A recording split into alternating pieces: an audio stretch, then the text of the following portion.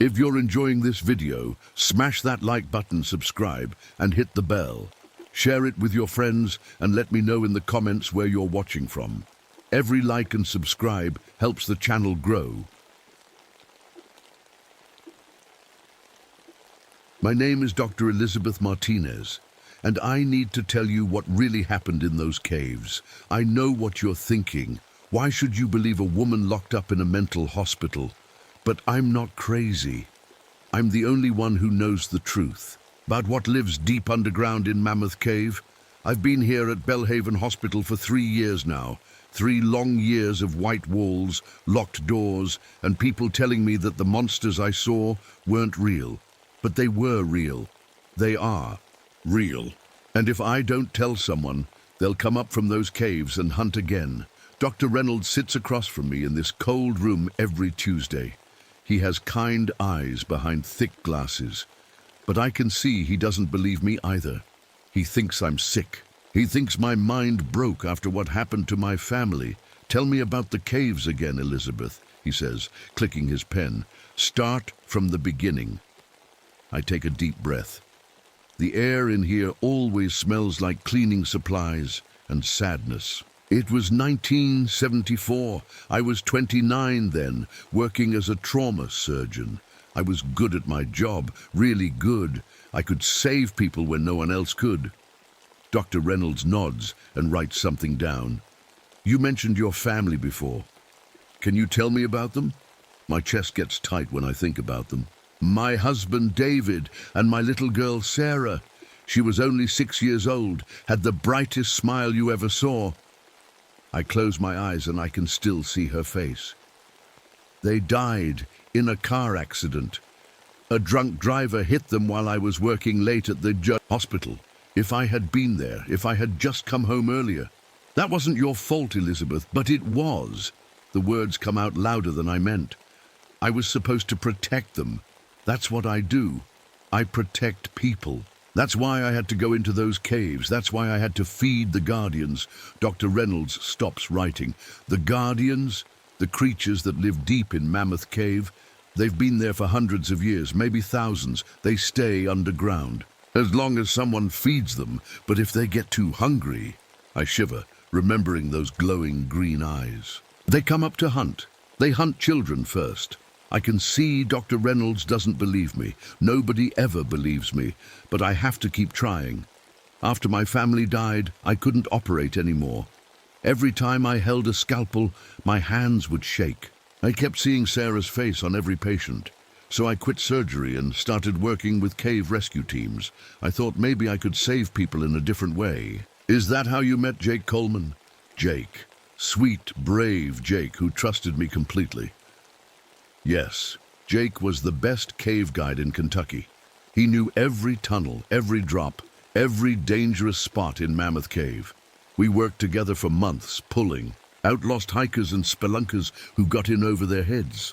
I leaned forward, needing Dr. Reynolds to understand. Jake was like a brother to me. He was the only family I had left after David and Sarah died. We were a team.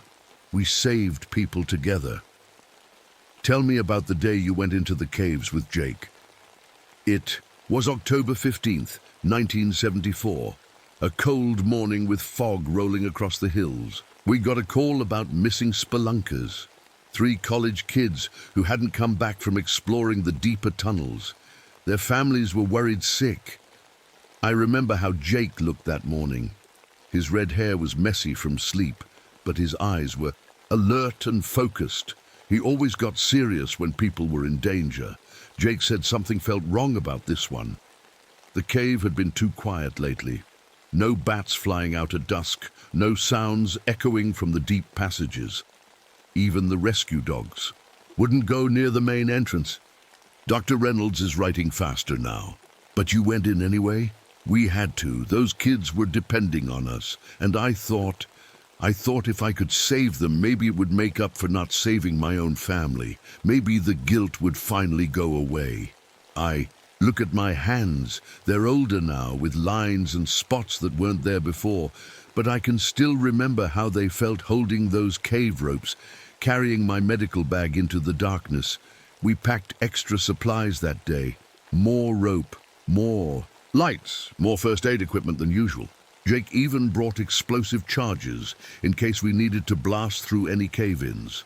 Looking back, it's like we both knew we were walking into something terrible. What happened when you entered the cave? Everything seemed normal at first. Cool air flowing out, limestone walls damp with moisture. We followed the main passage about half a mile before we found the first sign that something was wrong. I pause, remembering. Even now, 3 years later, I can smell that awful stench. There was blood on the cave floor. Fresh blood, still wet. And red. But it wasn't human blood, Dr. Reynolds. It was too thick, too dark. And it smelled like rotting meat and chemicals mixed together. Dr. Reynolds looks up from his notes. You're sure it was blood? I was a surgeon for 8 years. I know blood when I see it. But this was different. This came from something that wasn't human. I stand up and walk to the small window. Outside, normal people are living normal lives. They don't know what's waiting in the dark places under their feet. Jake wanted to turn back right then.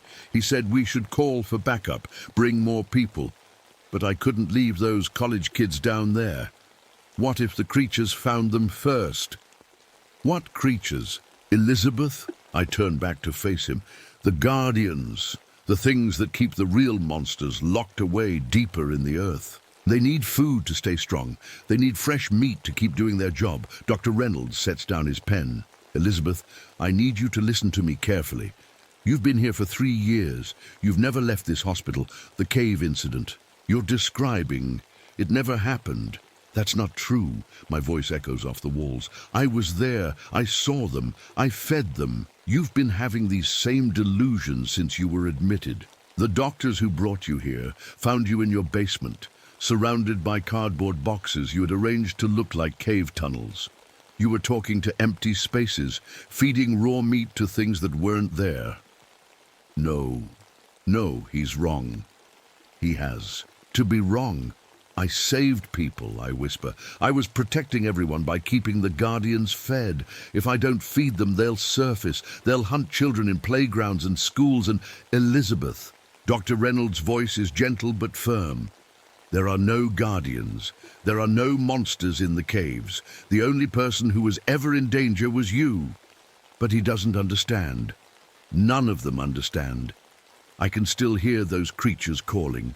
To me in the darkness, still feel their hungry eyes watching from the deep places where light never reaches. I need to go back, I tell him. I need to feed them again. It's been 3 years, Dr. Reynolds. They must be so hungry by now. He presses a button on his desk, and I hear footsteps in the hallway. The orderlies are coming to take me back to my room. The session is over for today, Elizabeth. We'll talk more next week. As they lead me away, I try to make him understand one last time. Ask them to check the missing persons reports around Mammoth Cave. Ask them how many people have disappeared since I've been locked up in here. Then tell me I'm crazy. The door closes behind me with a solid click, but I know the truth. I know what's waiting in those caves, getting hungrier every day. Let me tell you what really happened that day. Dr. Reynolds thinks I made it all up, but every word is true. I remember everything. The smell of damp limestone, the sound of our footsteps echoing in the darkness, the way Jake's flashlight beam danced across the cave walls. We stood at the entrance to Mammoth Cave at 6 in the morning. The fog was so thick we could barely see 10 feet ahead. Jake checked his gear one more time. Ropes, carabiners, first aid kit, radio. He was always careful like that. Something's not right, Liz, he said, adjusting his helmet light. I've been guiding people through these caves for 12 years. I've never seen them this quiet. He was right. Usually you could hear water dripping, bats squeaking, air moving through the tunnels, but that morning there was nothing. Just silence that seemed to press against your ears. Those college kids have been missing for 2 days, I reminded him. Their parents are going crazy with worry. We can't just leave them down there. Jake nodded, but I could see the worry in his eyes. Okay, but we stick together no matter what, and if anything feels wrong, I mean really wrong, we come back up immediately. The cave mouth looked like a giant's throat, dark and wet. Our lights barely touched the blackness inside. Jake went first, like always. I followed close behind, my medical bag heavy on my shoulder. The first 100 yards were normal. The main passage was wide enough for two people to walk side by side. The walls were smooth limestone, carved by water over millions of years. Our voices echoed strangely, like the cave was whispering our words back to us. Temperatures dropping, Jake said, his breath making small clouds in the beam of his flashlight. He was right. It should have been getting warmer as we went deeper, but the air felt cold against our faces, cold and somehow thick, like it was hard to breathe. Look at this, I said, stopping near a section of wall. Do you see those marks? Jake came over and shined his light where I was pointing. There were scratches in the limestone, long, deep gouges that looked fresh. They were too regular to be natural, too deep to be made by normal cave formations. Could be from equipment, Jake said, but his voice was uncertain. Maybe the college kids tried to mark their path. I ran my finger along one of the scratches. It was smooth and clean, like it had been made by something very sharp. Jake, these marks, they're not from climbing gear. Look how deep they go. What could make cuts like this in solid rock? Kept walking, following the main passage deeper into the cave. After about half a mile, we found our first real sign of trouble. Jesus, Jake whispered, stopping so suddenly I almost ran into him. There was something on the cave floor ahead of us. In the beam of our flashlights, it looked dark and wet. As we got closer, the smell hit us, metallic and sharp, like old pennies mixed with something rotten. Is that blood? I asked, even though I already knew the answer. I knelt down and examined it carefully. In my years as a trauma surgeon, I'd seen plenty of blood. But this was different. It was too dark, almost black in some places. And there was so much of it, a trail that led deeper into the cave like someone had been dragged. We should go back, Jake said. Call the police, get a proper search team down here. But I was already following the trail with my flashlight. Jake, look at this. The blood isn't dry yet. Whoever this came from might still be alive. The trail led us off the main passage into a narrower tunnel.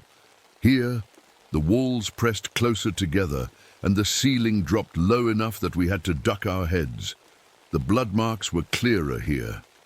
Not just drops, but smears along the walls like something had been struggling.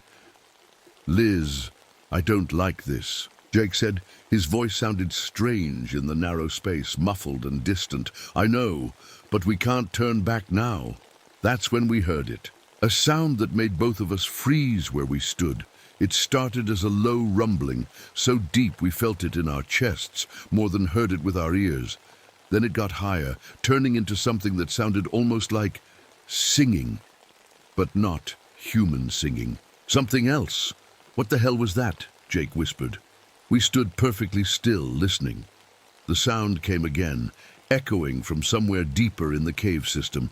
It was beautiful and terrible at the same time, like a lullaby sung by something that had never been human.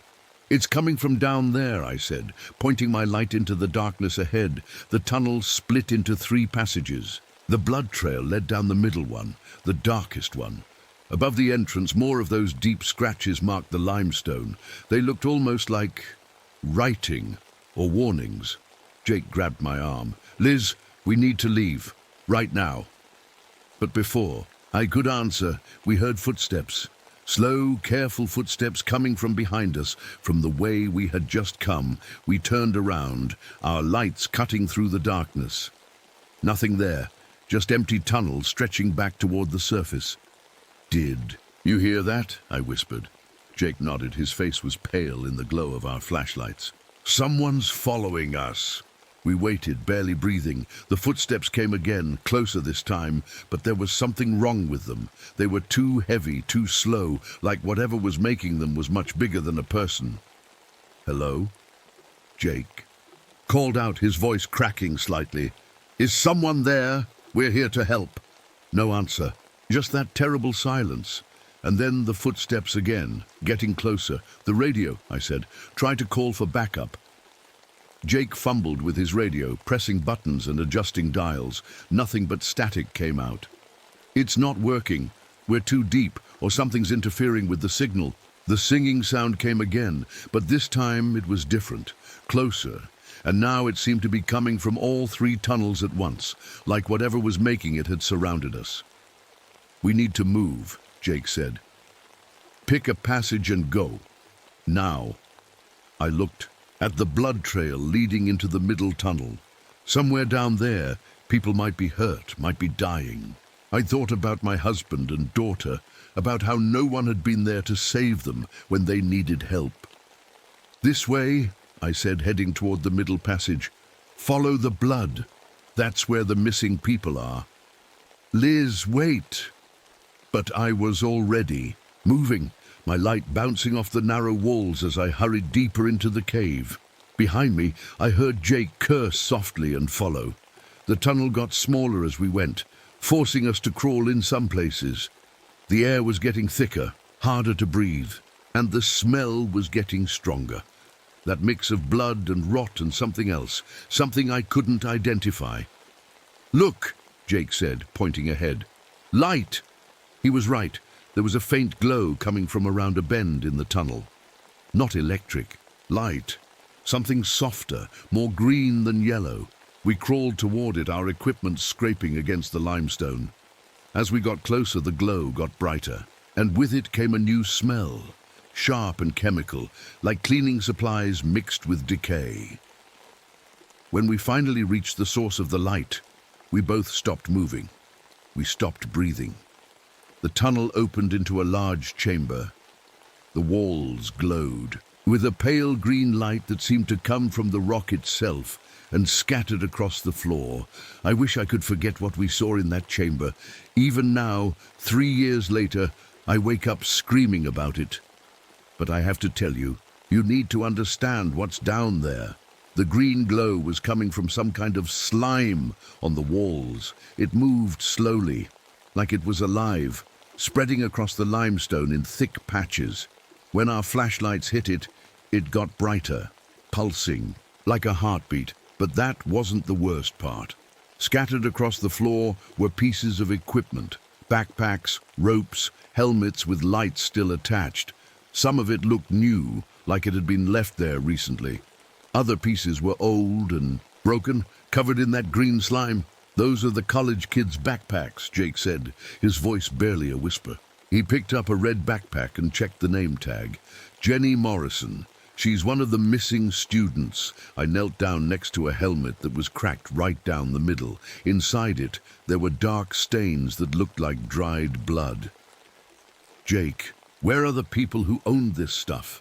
That's when we heard the breathing. It was slow and deep, coming from somewhere else in the chamber. Not human breathing, too loud, too wet, like something with lungs much bigger than ours. We turned our lights toward the sound. At the far end of the chamber there was another tunnel opening, and just inside it, barely visible in our flashlight beams, something moved. "What is that?" Jake whispered. It was hard to see clearly in the dim light, something large and dark pressed against the wall. As we watched, it moved again, sliding along the limestone without making any noise. "Hello?" I called out. "Are you hurt? We're here to help." The thing stopped moving. For a long moment, everything was quiet, except for that wet breathing sound. Then very slowly, 2 points of green light appeared in the darkness. Eyes, glowing green eyes, watching us. "That's not human," Jake said, backing away slowly. "Liz, that's not human." The eyes moved closer, and we could see more of the shape. Behind them, it was big, much bigger than a person.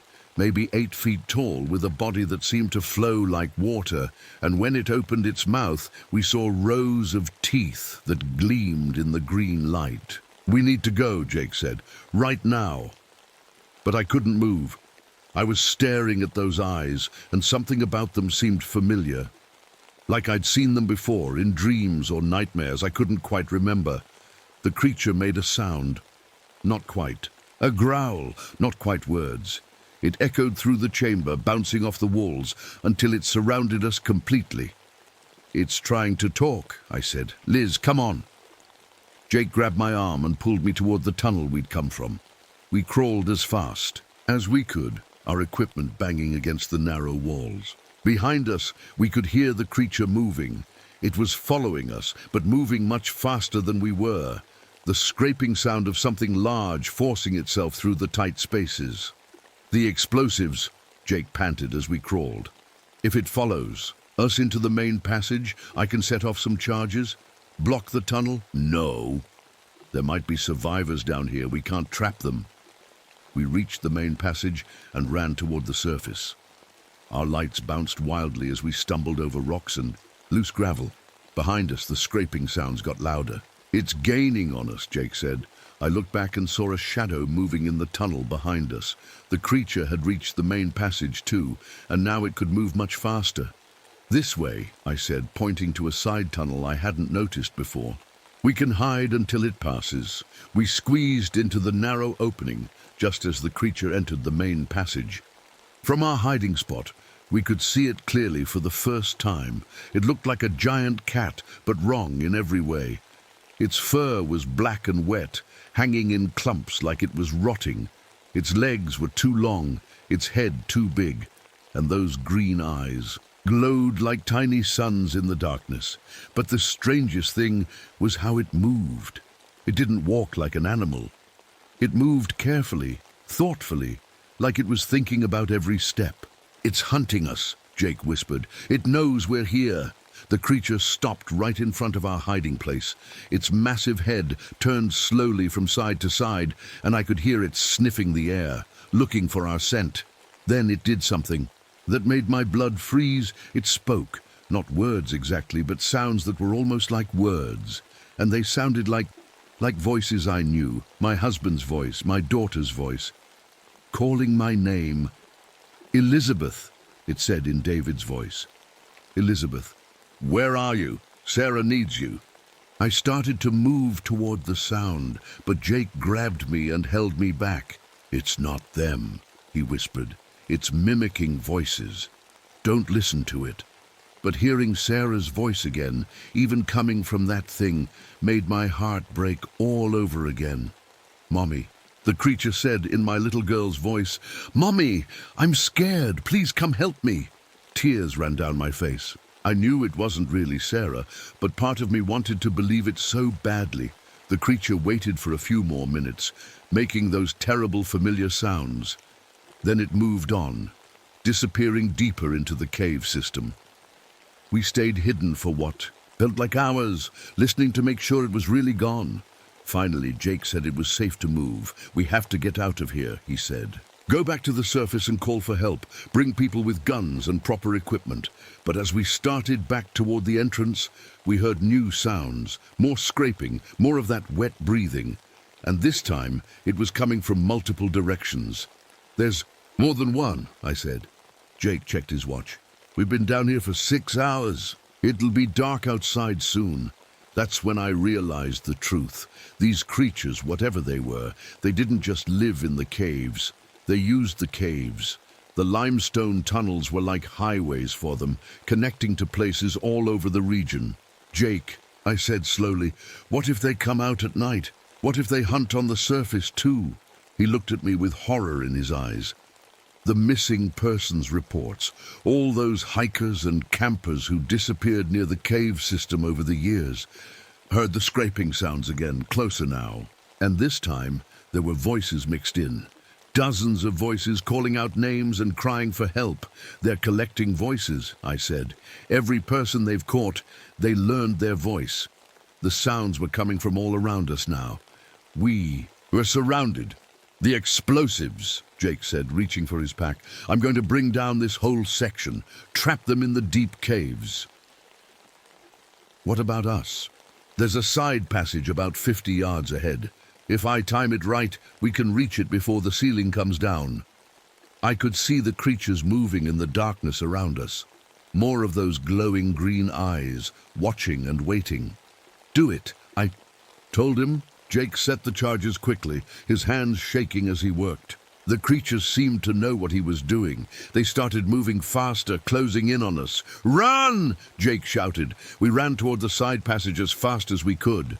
Behind us, the creatures howled, a sound like a dozen different voices screaming. At once, Jake triggered the explosion just as we dove into the narrow tunnel. The blast was deafening. Rocks fell from the ceiling and dust filled the air so thick we couldn't see.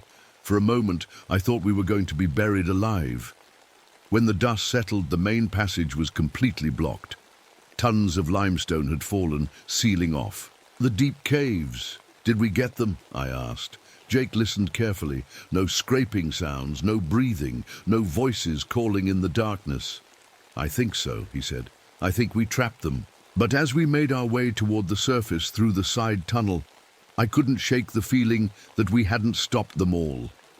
We made it to the surface just as the sun was setting. The cool evening air felt like heaven after hours in those dark tunnels. Jake collapsed against a tree, breathing hard and covered in dust from the explosion. "We did it," he said. "We stopped them." But I wasn't so sure. Something felt wrong. The whole time we were climbing out, I kept thinking about those creatures and how they moved, how they seemed to know exactly where we were going. "Jake," I said, "how did they know about the side tunnel? It's like they were herding us toward it." He looked at me strangely. "What do you mean?" "Think about it. They could have caught us easily in that main passage, but they didn't.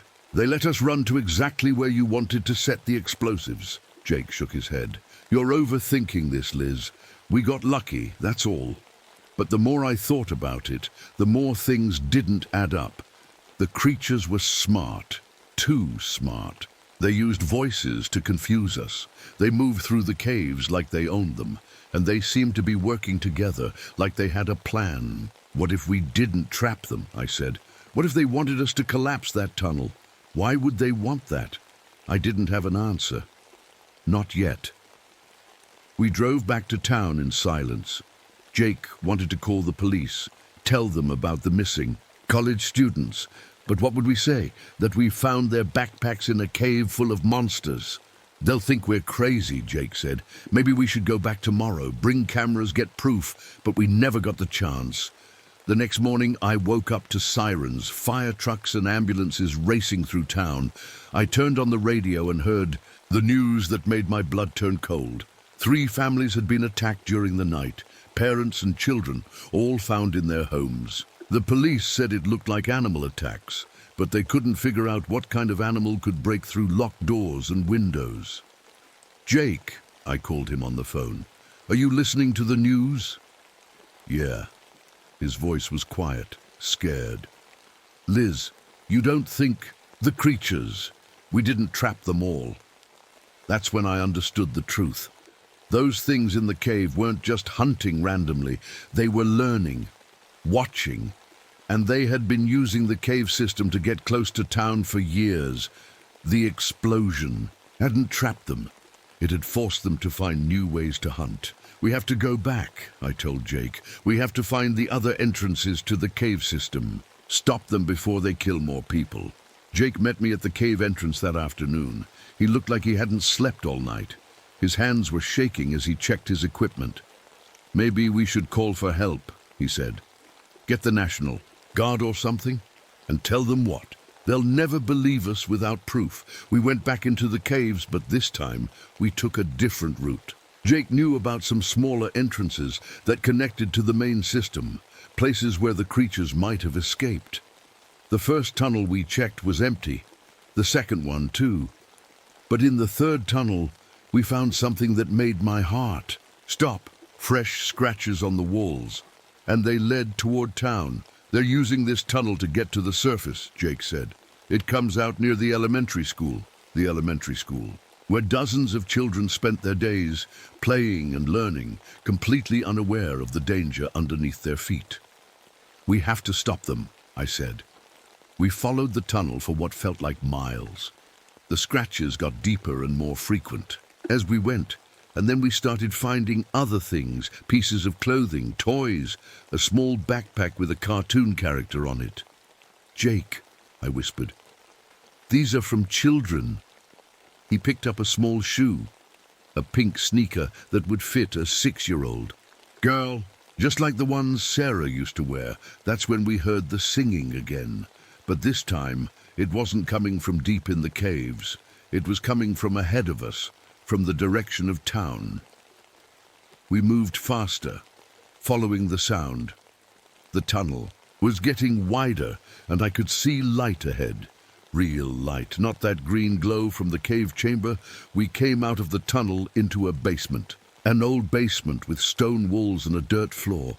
Above us, I could hear footsteps and voices, normal human voices.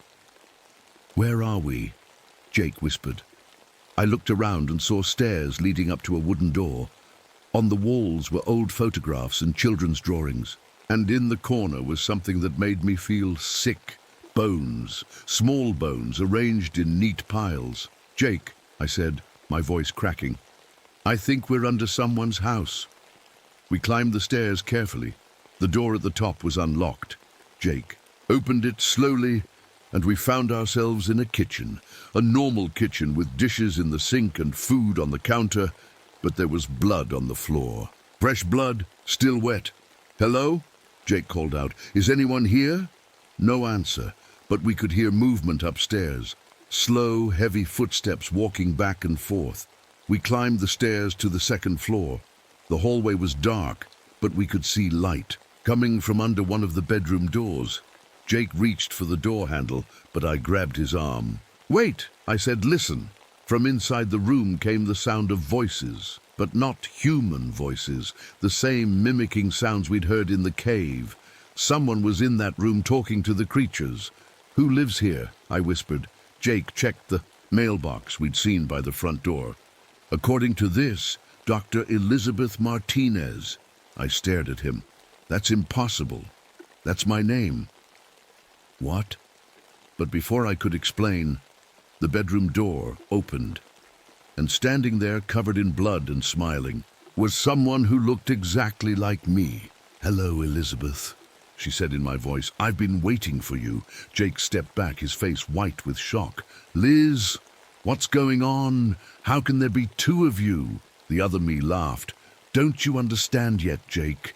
There was never two of us. There was only ever one." I looked at my hands. They were covered in blood too. "When had that happened?" "The creatures," I said slowly. "They were never in the caves, were they?" "Oh, they were there," the other me said, "but not the way you remember. You created them, Elizabeth, in your mind, to explain what you were doing down there." Jake was backing toward the stairs. "Liz, what is she talking about?" "The missing people," I said, understanding flooding through me like cold water. "The college students. I didn't save them." "No," the other me said. "You didn't save them. You brought them down there. You told them you were a doctor, that you could help them. And then I remembered now, the medical bag, the surgical tools, the way I'd felt so calm and in control as I worked on them in that green-lit chamber. I killed them," I whispered. Jake was at the top of the stairs now, his hand on the railing. "Liz, you're scaring me. What's happening?" But I wasn't Liz anymore. I was something else, something that had been pretending to be Liz for so long that even I had forgotten the truth. "The creatures were never monsters, Jake," I said, walking toward him. "I was the monster. I've always been the monster." He turned to run, but it was too late. I was so much faster than he was, and I knew exactly where to cut, to make it quick and clean, just like I'd learned in medical school. I'm back in the White Room now. Dr. Reynolds is sitting across from me, but he looks different today. Worried, scared even. "Elizabeth," he says, and quietly, "we need to talk about Jake Coleman." I blink and look around. The hospital room feels strange, like I'm seeing it for the first time. How long have I been here? The clock on the wall says it's Tuesday, but what Tuesday? What month? Jake is my partner, I tell him. We work together in the caves. We save people. Dr. Reynolds opens a thick file folder. His hands are shaking slightly. "Elizabeth, Jake Coleman died in 1971, 3 years before you claim your cave. Incident happened. That's not true. He was found in Mammoth Cave. His body was damaged, cut up with surgical tools. Dr. Reynolds looks directly at me. Your surgical tools, Elizabeth. Your medical bag was found at the scene, covered in his blood. The room starts spinning a little. I grip the arms of my chair. No, Jake and I escaped together. We stopped the creatures. We saved the town. There were no creatures, Elizabeth. There never were any creatures.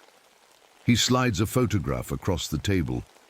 It shows Jake Coleman, young, smiling, wearing a cave rescue uniform, but at the bottom of the photo is a date, 1971, and stamped across it in red letters, deceased. You've been in this hospital for 3 years, Dr. Reynolds continues. Ever since the police found you in your basement talking to empty spaces and feeding raw meat to things that weren't there. I stare at the photograph.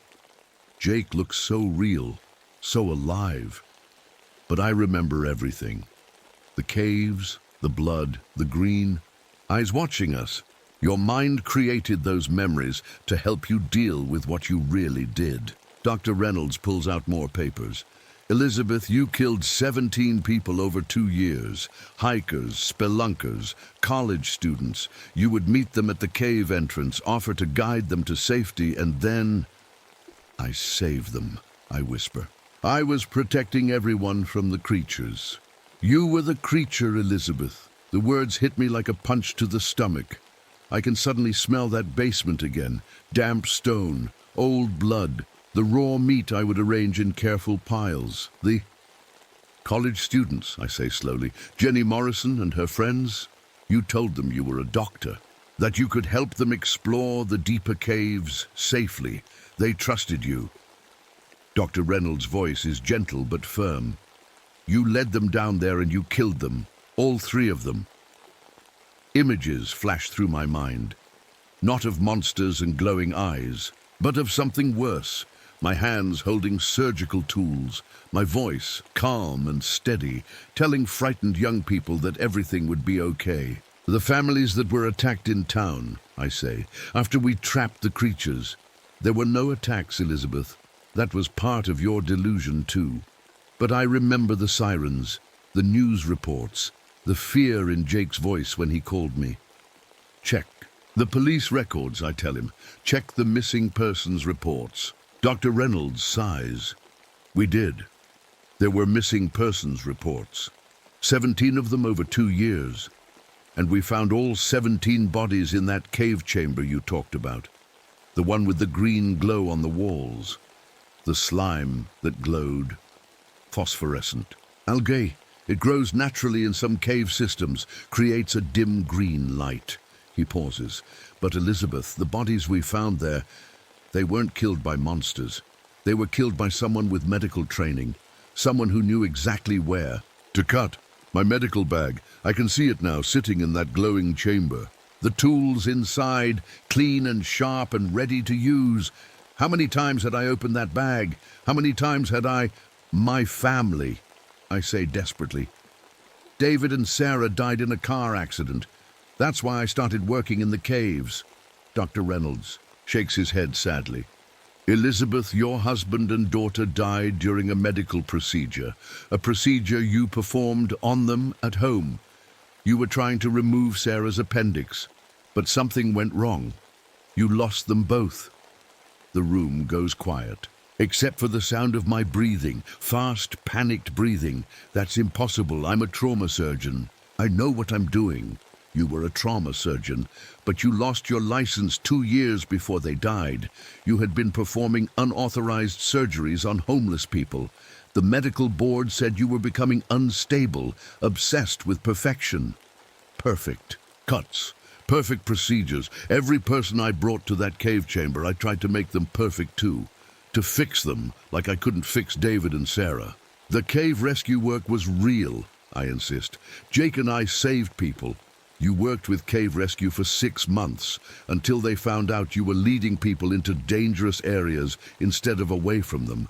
Jake Coleman tried to stop you. He followed you into the caves to see what you were really doing.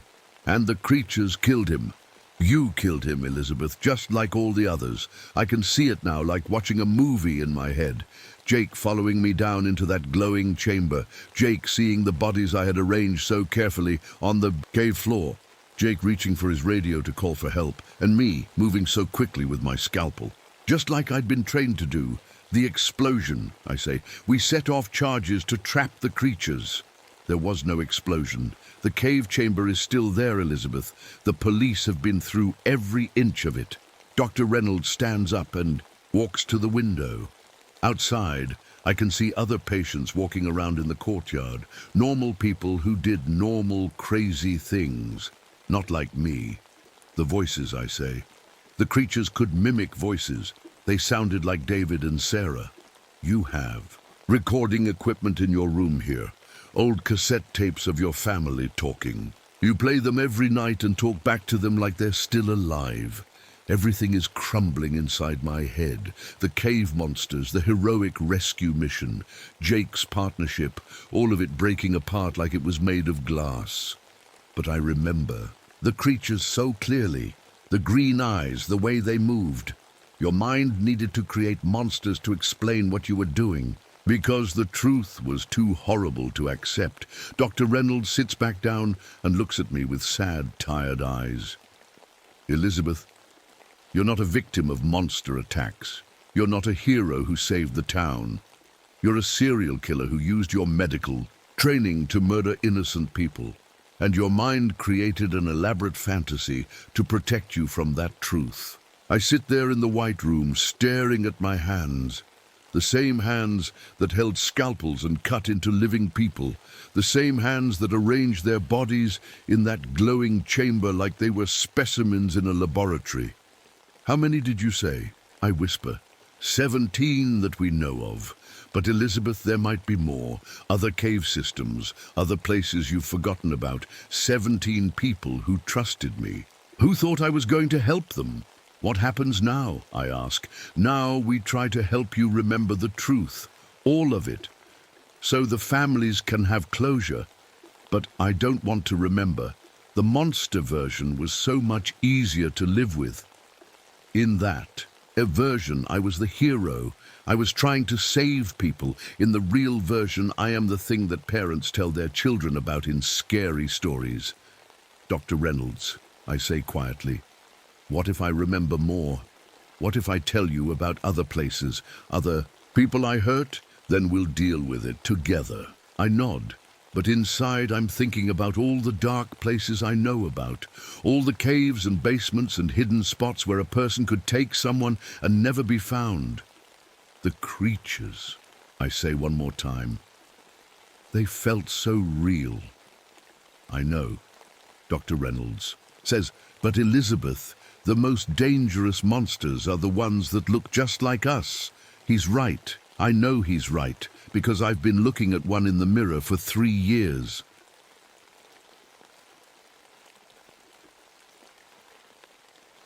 My name is Vincent Russo, but everyone calls me Vinny. If you're reading this letter, then I'm probably dead. I'm writing this because someone needs to know what really happened in the Pine Barrens that night in 1976. Someone needs to know the truth about the Jersey Devil and about what I did. It's August 15th, and there's a big storm coming. The weatherman on TV keeps saying it's going to be the worst storm to hit New Jersey in 20 years. They're telling people to leave their homes, especially folks living near the Pine Barrens. But I'm not leaving. I can't leave. Not yet. I'm 42 years old, and I used to be a firefighter. Used to be, because I'm not anymore. They took my badge away 3 years ago after what happened at the warehouse. 3 good men died that night because of me. 3 men with families, with kids who won't see their daddies come home ever again. The storm outside is getting worse. The wind is howling like something angry, and the rain is hitting my windows so hard it sounds like bullets. But that's not what scares me. What scares me is that the Pine Barrens have gone completely quiet. No birds singing, no animals making noise, nothing. It's like everything with sense ran away. People around here have always talked about the Jersey Devil. They say it's a monster that lives in the Pine Barrens, has wings like a bat, claws like a bear, and breathes fire. Most folks think it's just a story to scare kids, but lately people have been seeing things, hearing things, and they all say the same thing. It only comes out during big storms. 2 days ago, a park ranger named Eddie Santos came to see me. Eddie's young, maybe 23 years old. He has dark hair and serious eyes that remind me of someone, but I can't remember. He said campers have been going missing in the Pine Barrens. He said he found their camps burned to the ground with claw marks on the trees. Mr. Russo, he said, I know you used to be a firefighter. I know you understand fire better than anyone. Will you help me figure out what's happening out there? I should have said no. I should have told him I don't help people anymore because every time I try, someone gets hurt. But something in his voice made me say yes. Maybe it was because he called me Mr. Russo instead of just Vinny. Nobody shows me respect like that anymore. The thing is, I've been having dreams about the Pine Barrens for weeks now. In my dreams, I hear voices calling my name. They sound like Tommy Bradley, Mike Chen, and Bobby Martinez, the 3 firefighters who died in the warehouse because I was too scared to do my job right. In my dreams, they're asking me why I let them die. They're asking me why I chose money over their lives. But these aren't just dreams anymore. Yesterday, when I was walking to the store, I smelled something that made my blood turn cold. Sulfur. The same smell that fills the air when something burns really hot. The same smell that was everywhere that night at the warehouse. Eddie says the smell is strongest in the Pine Barrens. He says it gets worse when the wind picks up. He thinks the Jersey Devil is real, and he thinks it's getting ready to do something terrible during this storm. I don't believe in monsters, at least not the kind with wings and claws. The real monsters look like regular people. They wear firefighter uniforms and take money to let buildings burn. They make choices that get good people killed. I should know. I am one. But Eddie is convinced something evil is out there. He showed me pictures he took with his camera. Burned trees twisted into weird shapes, holes in the ground that smell like hell itself, and footprints, big ones, with claws leading deeper into the woods. The old-timers say it comes every 20 years, Eddie told me. Always during the worst storms, always when people are scared and can't get help. 20 years. That would make it 1956 the last time. I was just a kid then, but I remember my dad talking about strange fires in the Pine Barrens that year. Fires that burned green and couldn't be put out with water. The radio keeps crackling with emergency calls from people in the Pine Barrens, but then the calls just stop, like someone or something is cutting them off. The last call I heard clearly was from a hunter. He was screaming about sulfur and burning. Then nothing but static. I've been a firefighter for 20 years. I know fire. I know how it acts, how it spreads, how it kills. But what Eddie is describing doesn't sound like any fire I've ever seen. It sounds like something that wants to burn, something that chooses what to destroy. My hands are shaking as I write this. Not because I'm scared of some monster in the woods. I'm shaking because I know Eddie is right about one thing. Something evil is coming during this storm. But I don't think it's the Jersey Devil. I think it's my past finally catching up to me. The thunder outside is getting louder. Eddie will be here soon to pick me up. We're going into the Pine Barrens tonight, in the middle of the worst storm in 20 years, to hunt for a monster that might not even exist. But I'm starting to think the real monster has been inside me, all along. If something happens to me out there, if you find this letter, just remember one thing. Sometimes the people who are supposed to save lives are the ones who destroy them instead. Sometimes the real devils don't have wings or claws. Sometimes they just have guilt that burns hotter than any fire. The storm is here. Eddie's truck just pulled up outside. Time to go face whatever's waiting for us in those dark woods. God help us both. Eddie's truck smelled like cigarettes and wet pine needles. As we drove through the rain toward the Pine Barrens, I kept stealing looks at him.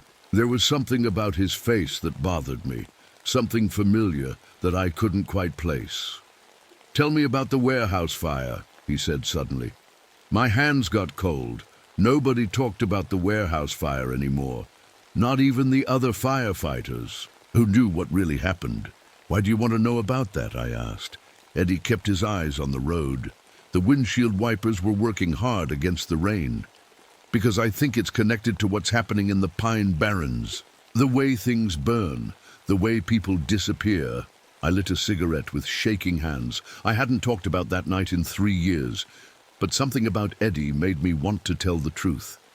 Maybe it was because I was tired of carrying the secret. Alone. "It was September 12th, 1973, I said. "A warehouse on the south side of Newark. We got the call around 11 p.m. The memory hit me like a punch to the gut. I could still smell the smoke, still hear the sirens, still see the orange glow lighting up the night sky. The building was already half gone when we got there," I continued. "But our equipment said there were still people inside.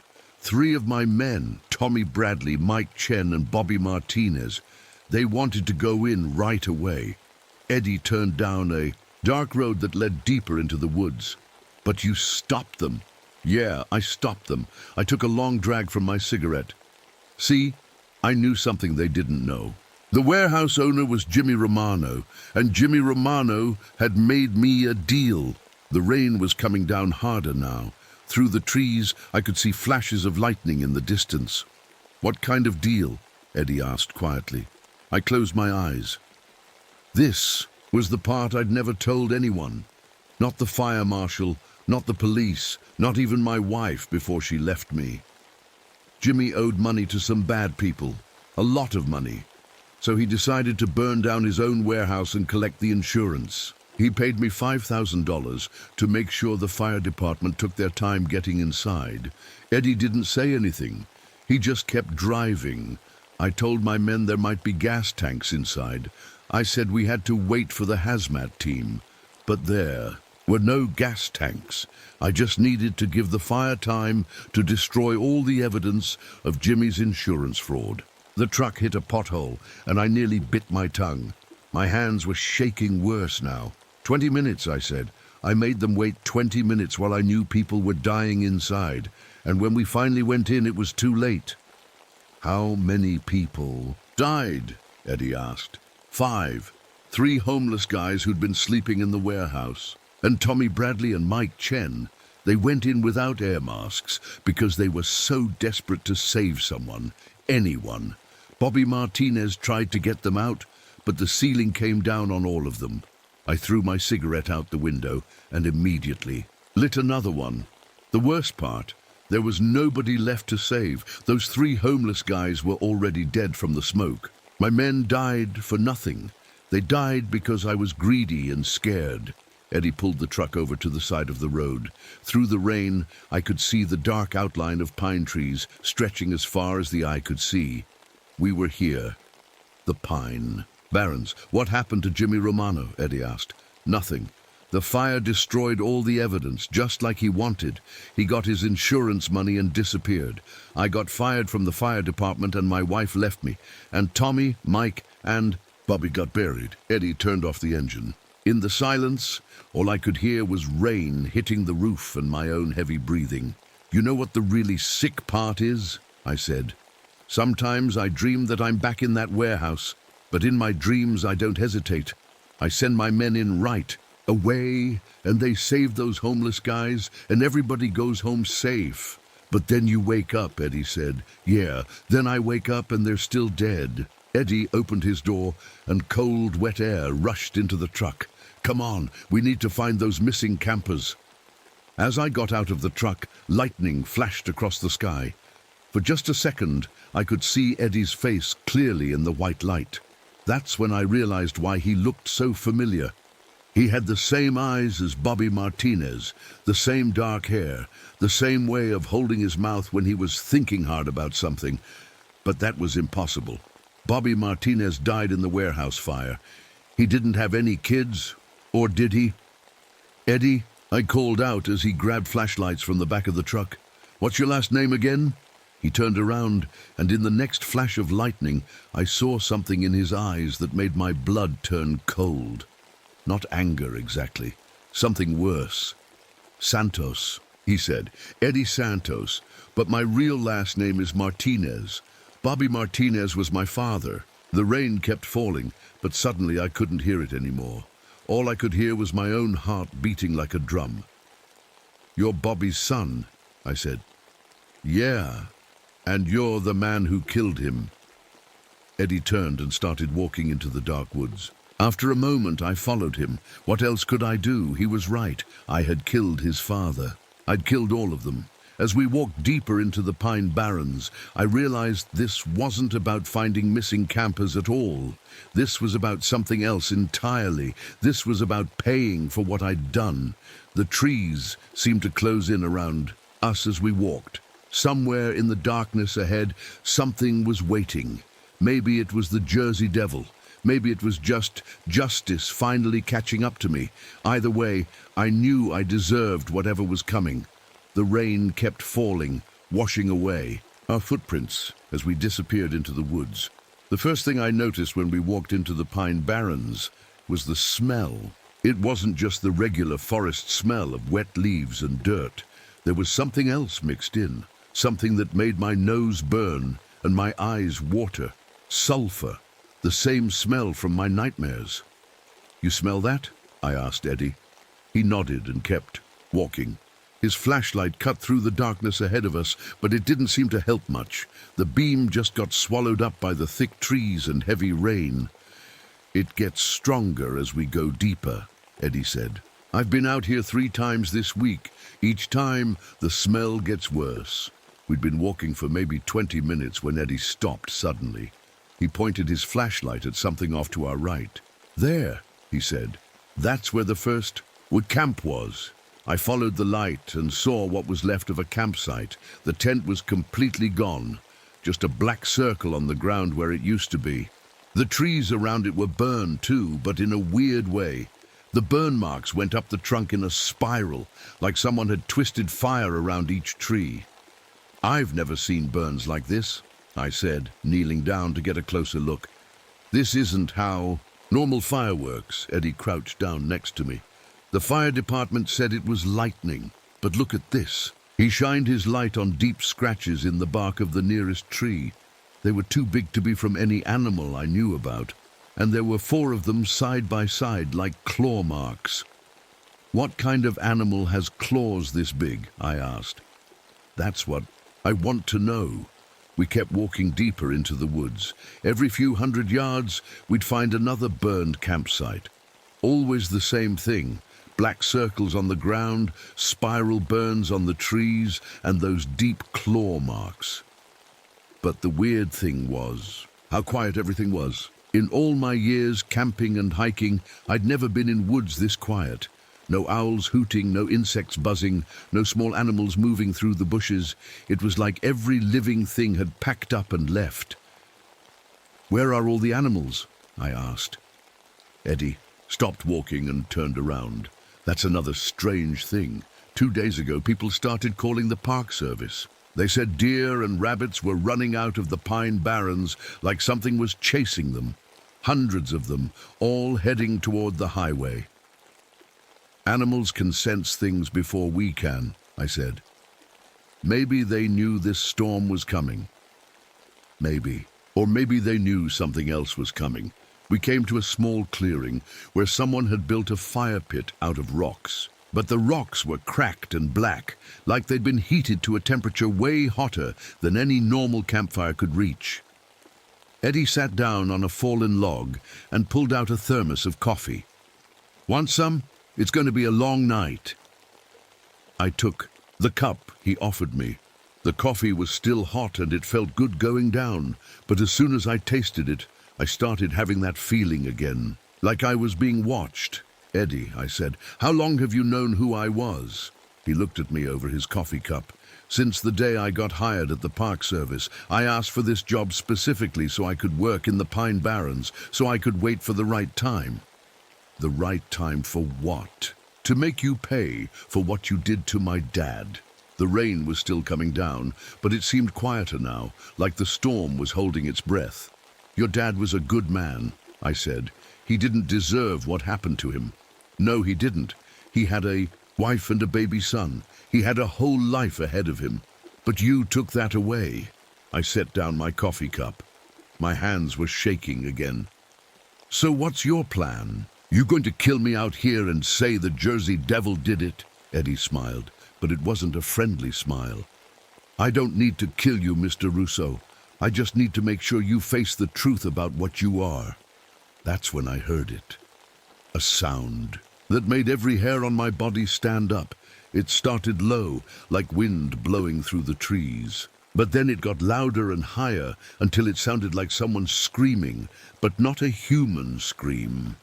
Something else. Eddie jumped to his feet and grabbed his flashlight. It's here! What's here? But before he could answer, we both saw it. 2 red lights floating about 10 feet off the ground, maybe 50 yards away through the trees. They looked like eyes, but they were too big and too bright to be from any animal. Jesus Christ, I whispered. The red lights started moving toward us, not walking or running, but floating. And as they got closer, I could see more of the thing they belonged to. It was huge, maybe 7 feet tall, with wings that stretched out. On both sides, its body looked wrong, like parts of different animals stuck together. And when it opened its mouth, I could see flames dancing inside. The Jersey Devil, Eddie said, but his voice sounded strange, like he was surprised to see it too. The thing let out another scream, and this time I could feel it in my chest, like someone had reached inside me and squeezed my heart. We need to run, I said, but Eddie didn't move. He just stood there, staring at the creature as it floated closer. Eddie, we need to go. Wait, he said. Something's not right about this. The Jersey Devil was maybe 20 feet away now. I could smell the sulfur coming off it in waves, but Eddie was right. Something was off. The way it moved was too smooth, too controlled, and those red eyes weren't blinking the way real eyes should. Those aren't real eyes, I said. They're lights. Eddie turned to look at me. What? Those are electric lights. I can see the wires. That's when the Jersey Devil stopped moving and made a sound like a machine shutting down. The red lights went out, and the whole thing crashed to the ground with a loud metal clang. Eddie and I ran over to where it fell. Up close, I could see what it really was. Metal and wires and motors, all covered up with fake fur and feathers. Someone had built a robot that looked like the Jersey Devil. This is a machine, I said. Someone's been controlling it. Eddie knelt down next to the broken robot. He looked confused and angry at the same time. I don't understand, he said. I've been seeing this thing for weeks. I thought... He stopped talking and looked up at me with fear in his eyes. If this is fake, he said, then what's been making all those sounds? What burned those campsites? That's when we heard footsteps behind us. Slow, heavy footsteps coming through the trees. We turned around and saw a man walking toward us through the rain. He was tall and thin, wearing a long, dark coat, and when the lightning flashed, I could see his face clearly. It was Jimmy Romano, the man who had paid me to let the warehouse burn. The man who had disappeared 3 years ago. He was smiling. "Hello, Vinny," he said. "I've been waiting for you."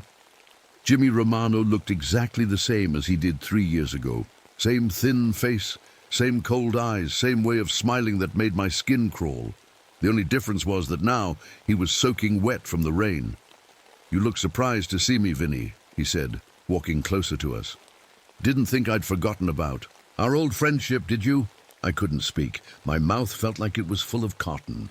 Jimmy Romano was supposed to be long gone, living somewhere far away with his insurance money.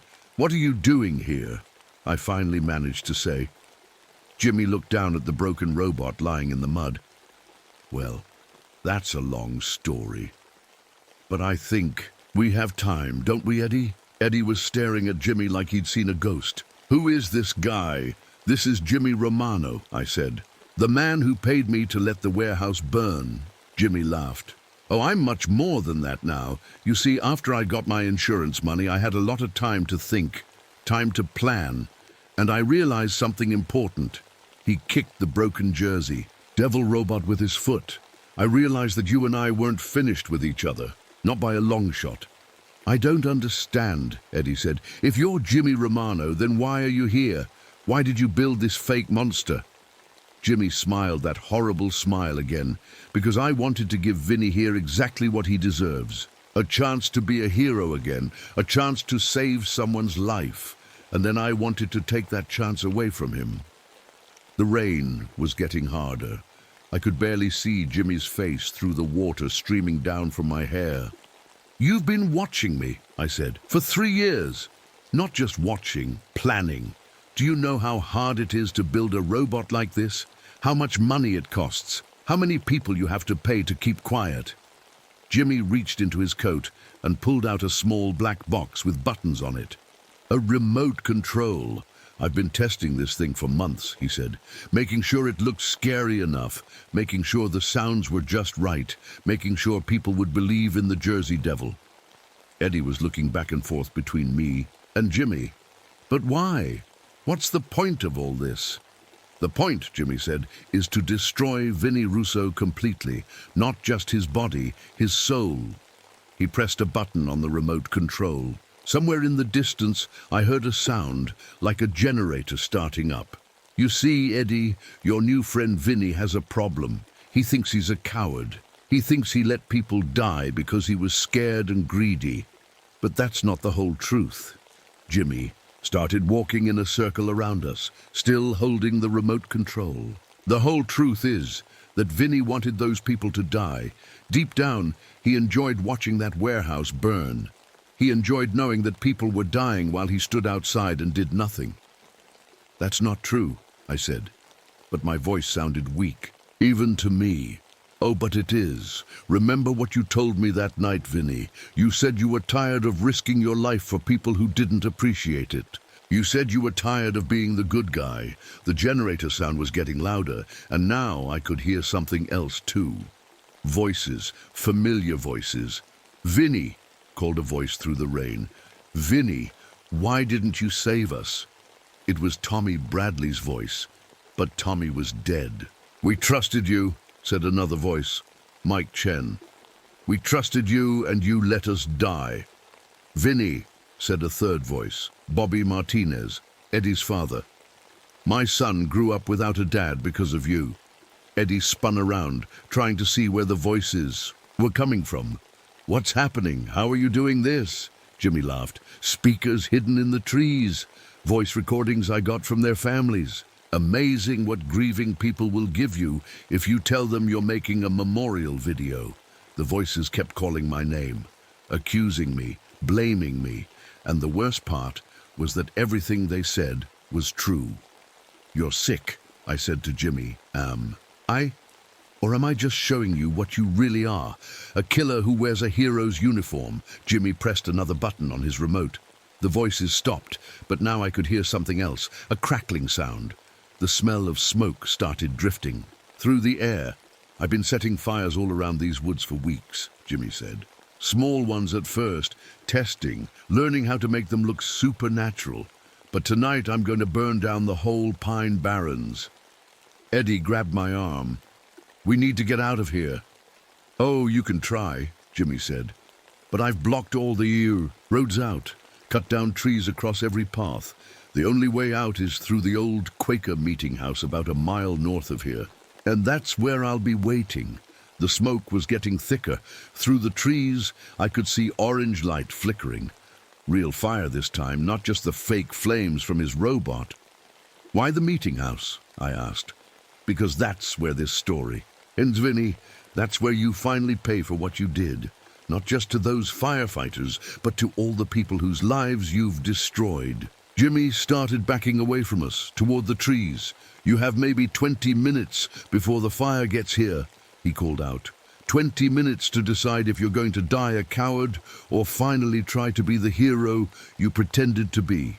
Then he disappeared into the darkness, leaving me and Eddie alone with the broken robot and the growing smell of smoke. Eddie was pulling on my arm. "Come on, we have to go." But I couldn't move, because I realized something terrible. Jimmy was right about me. I had wanted those people to die. Deep down, in a place I never wanted to look, I had been glad when the warehouse burned. Glad to finally stop pretending I cared about saving people. "Vinny," Eddie shouted, "the fire's coming." I looked at him, this young man whose father I had killed, this young man who had every right to hate me. And I made a decision. "Eddie," I said, "I need to tell you something. Your father didn't die because I was scared or greedy. He died because I wanted him to die. I wanted all of them to die." Eddie stared at me. "What?" "I'm not a good man who made a bad choice. I'm a bad man who spent years pretending to be good. And Jimmy's right. I deserve whatever's waiting for me at that meeting house." The fire was getting closer. I could hear trees crackling and falling somewhere behind us. "But you don't deserve it," I said. "You need to find another way out of here. Leave me and save yourself." Eddie looked at me for a long moment. Then he did something I didn't expect. He smiled. "No," he said. "We're going to that meeting house together because I want to see how this ends." And that's when I realized that Eddie wasn't the innocent young man I thought he was. There was something in his eyes that looked a lot like Jimmy. Romano's smile. Something that told me I wasn't the only one with secrets. We ran through the burning woods toward the old Quaker meeting house. The smoke was so thick I could barely breathe, and the heat was getting worse with every step. Behind us, I could hear trees crashing down as the fire ate them up. Eddie ran ahead of me, moving like he knew exactly where he was going. That should have told me something, but I was too busy trying not to die to think about it. When we got to the meeting house, I could see why Jimmy had picked this place. It was old and made of wood, sitting in a clearing with no other buildings around it. If someone wanted to trap people and burn them alive, this was the perfect spot. Jimmy was waiting for us on the front steps, still holding his remote control. He wasn't even breathing hard. "Right on time," he said. "I was starting to think you got lost." "Let Eddie go," I said. "This is between you and me." Jimmy laughed. "Oh, but Eddie's the most important part of this whole thing. Aren't you, Eddie?" Eddie stopped running and turned to look at me. That strange smile was back on his face. "I'm sorry, Mr. Russo," he said, "but I lied to you about a few things." My heart sank. "What things?" "Well, for starters, my name isn't really Eddie Santos. It's Eduardo Romano. Jimmy is my uncle. I felt like someone had punched me in the stomach." "You're Jimmy's nephew." "That's right," Jimmy said. "Eddie here has been working with me for months, planning this whole thing, making sure you'd come out to the Pine Barrens tonight." Eddie nodded. "I really am Bobby Martinez's son." That part was true.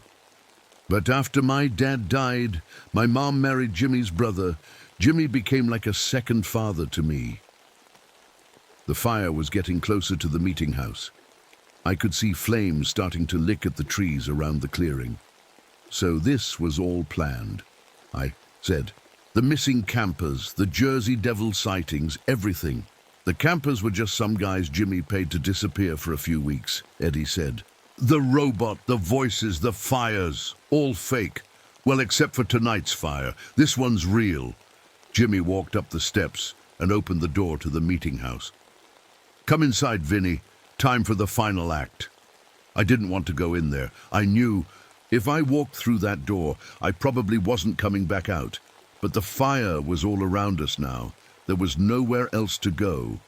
The inside of the meeting house was just one big room with old wooden benches and a stone fireplace. Jimmy had set up more equipment in here, speakers, lights, and what looked like cans of gasoline.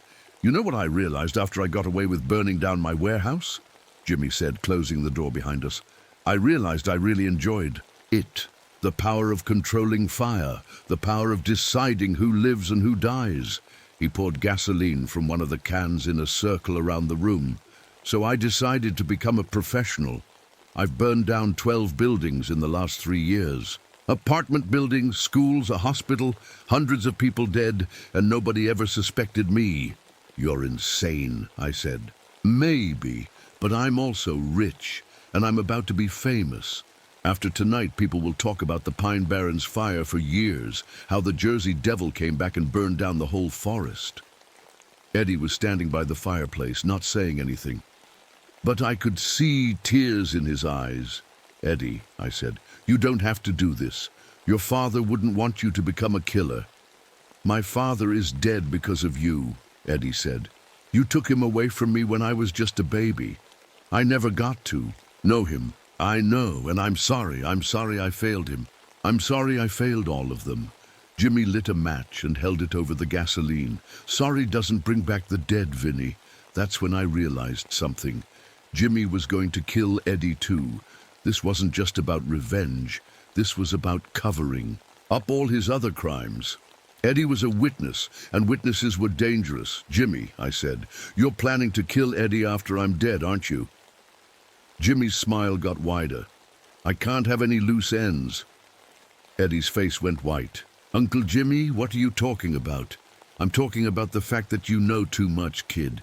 You helped me plan this, which makes you an accomplice to murder. I can't risk you getting scared and confessing someday." Eddie backed away from the fireplace. "But I'm family. Family is just another word for people who can hurt you the most." Jimmy dropped the match. The gasoline caught fire immediately, creating a wall of flames around the room. The heat hit my face like a slap. We were trapped inside a burning building, just like the people in Jimmy's warehouse 3 years ago. But this time, I wasn't going to hesitate. I grabbed the iron poker from next to the fireplace and swung it at Jimmy's head. He ducked, but I caught him in the shoulder. He dropped the remote control and fell to his knees. "Eddie!" I shouted over. The roar of the flames. "Get that remote, maybe we can call for help." But Eddie wasn't moving toward the remote. He was moving toward one of the windows. "I can't," he yelled. "I'm sorry, but I can't." The window was too high and too small. He couldn't get through it. The fire was spreading across the ceiling now, and pieces of burning wood were starting to fall. I looked at Jimmy, who was holding his shoulder and glaring at me with pure hate. "You always were too stupid to know when you were beaten," he said. I looked at Eddie, who was crying and trying to break the window with his bare hands. And I made the hardest decision of my life. I picked up Jimmy Romano and threw him toward the door. Then I grabbed Eddie and pushed him in the same direction. "The door!" I yelled. "It's our only chance." The three of us crashed through the burning door and fell out onto the steps of the meeting house. Behind us, the whole building went up in flames like it was made of paper. We were all on fire. Our clothes, our hair, everything. We rolled around in the mud, trying to put out the flames. When the fire on my clothes was finally out, I looked around. Jimmy was lying still about 10 feet away. The poker had hurt him worse than I thought. Eddie was sitting up, holding his burned hands and crying. "Why did you save me?" he asked. "After everything I did to you?" I sat up and looked at the burning meeting house. The whole forest around us was on fire now. "Because," I said, "your father would have done the same thing. He would have saved both of us, even Jimmy. That's the kind of man he was." Eddie wiped his eyes with the back of his burned hand. "I wanted to hate you so much, but I can't. Not anymore." "You don't have to forgive me," I said. "But you don't have to become like me either, or like Jimmy." We sat there in the mud, watching the Pine Barrens burn. In the distance, I could hear sirens. Someone had seen the fire and called for help. Jimmy Romano was still alive, but barely. The doctor said later that he'd probably never walk again. He confessed to everything. The warehouse fire, the other buildings he'd burned, the people he'd killed. He'll spend the rest of his life in prison. Eddie went to live with his aunt in California. He writes me letters sometimes. He's going to college now, studying to be a teacher. He says he wants to help kids instead of hurting people. For me, I'm still here in New Jersey, still carrying the guilt of what I did 3 years ago. But something changed that night in the Pine Barrens. I learned that being sorry isn't enough. You have to do something about it. I volunteer at the fire department now. I can't be a firefighter anymore because of my burned lungs. but I can teach new recruits. I tell them about the warehouse fire. I tell them about the choices I made and why they were wrong. Some people say the Pine Barrens are haunted now. They say on stormy nights you can still see strange lights in the trees and hear voices calling for help. Maybe that's true. Maybe. The ghosts of Tommy Bradley, Mike Chen and Bobby Martinez are still out there, waiting for justice. But I think the real ghosts are the ones we carry inside us. The voices of the people we failed to save. The guilt that burns hotter than any fire. The Jersey Devil was never real. But the devils we create ourselves, those are the ones that can destroy us. I'm 45 years old now, and I've learned something important. Redemption isn't about being forgiven. It's about choosing to do better, even when nobody's watching, even when it's too late to matter. The Pine Barrens grew back, like forests always do after fires, green and alive and full of hope. Maybe people can grow back too. Maybe we all get a second chance to be the heroes we should have been the first time. I'm still working on mine.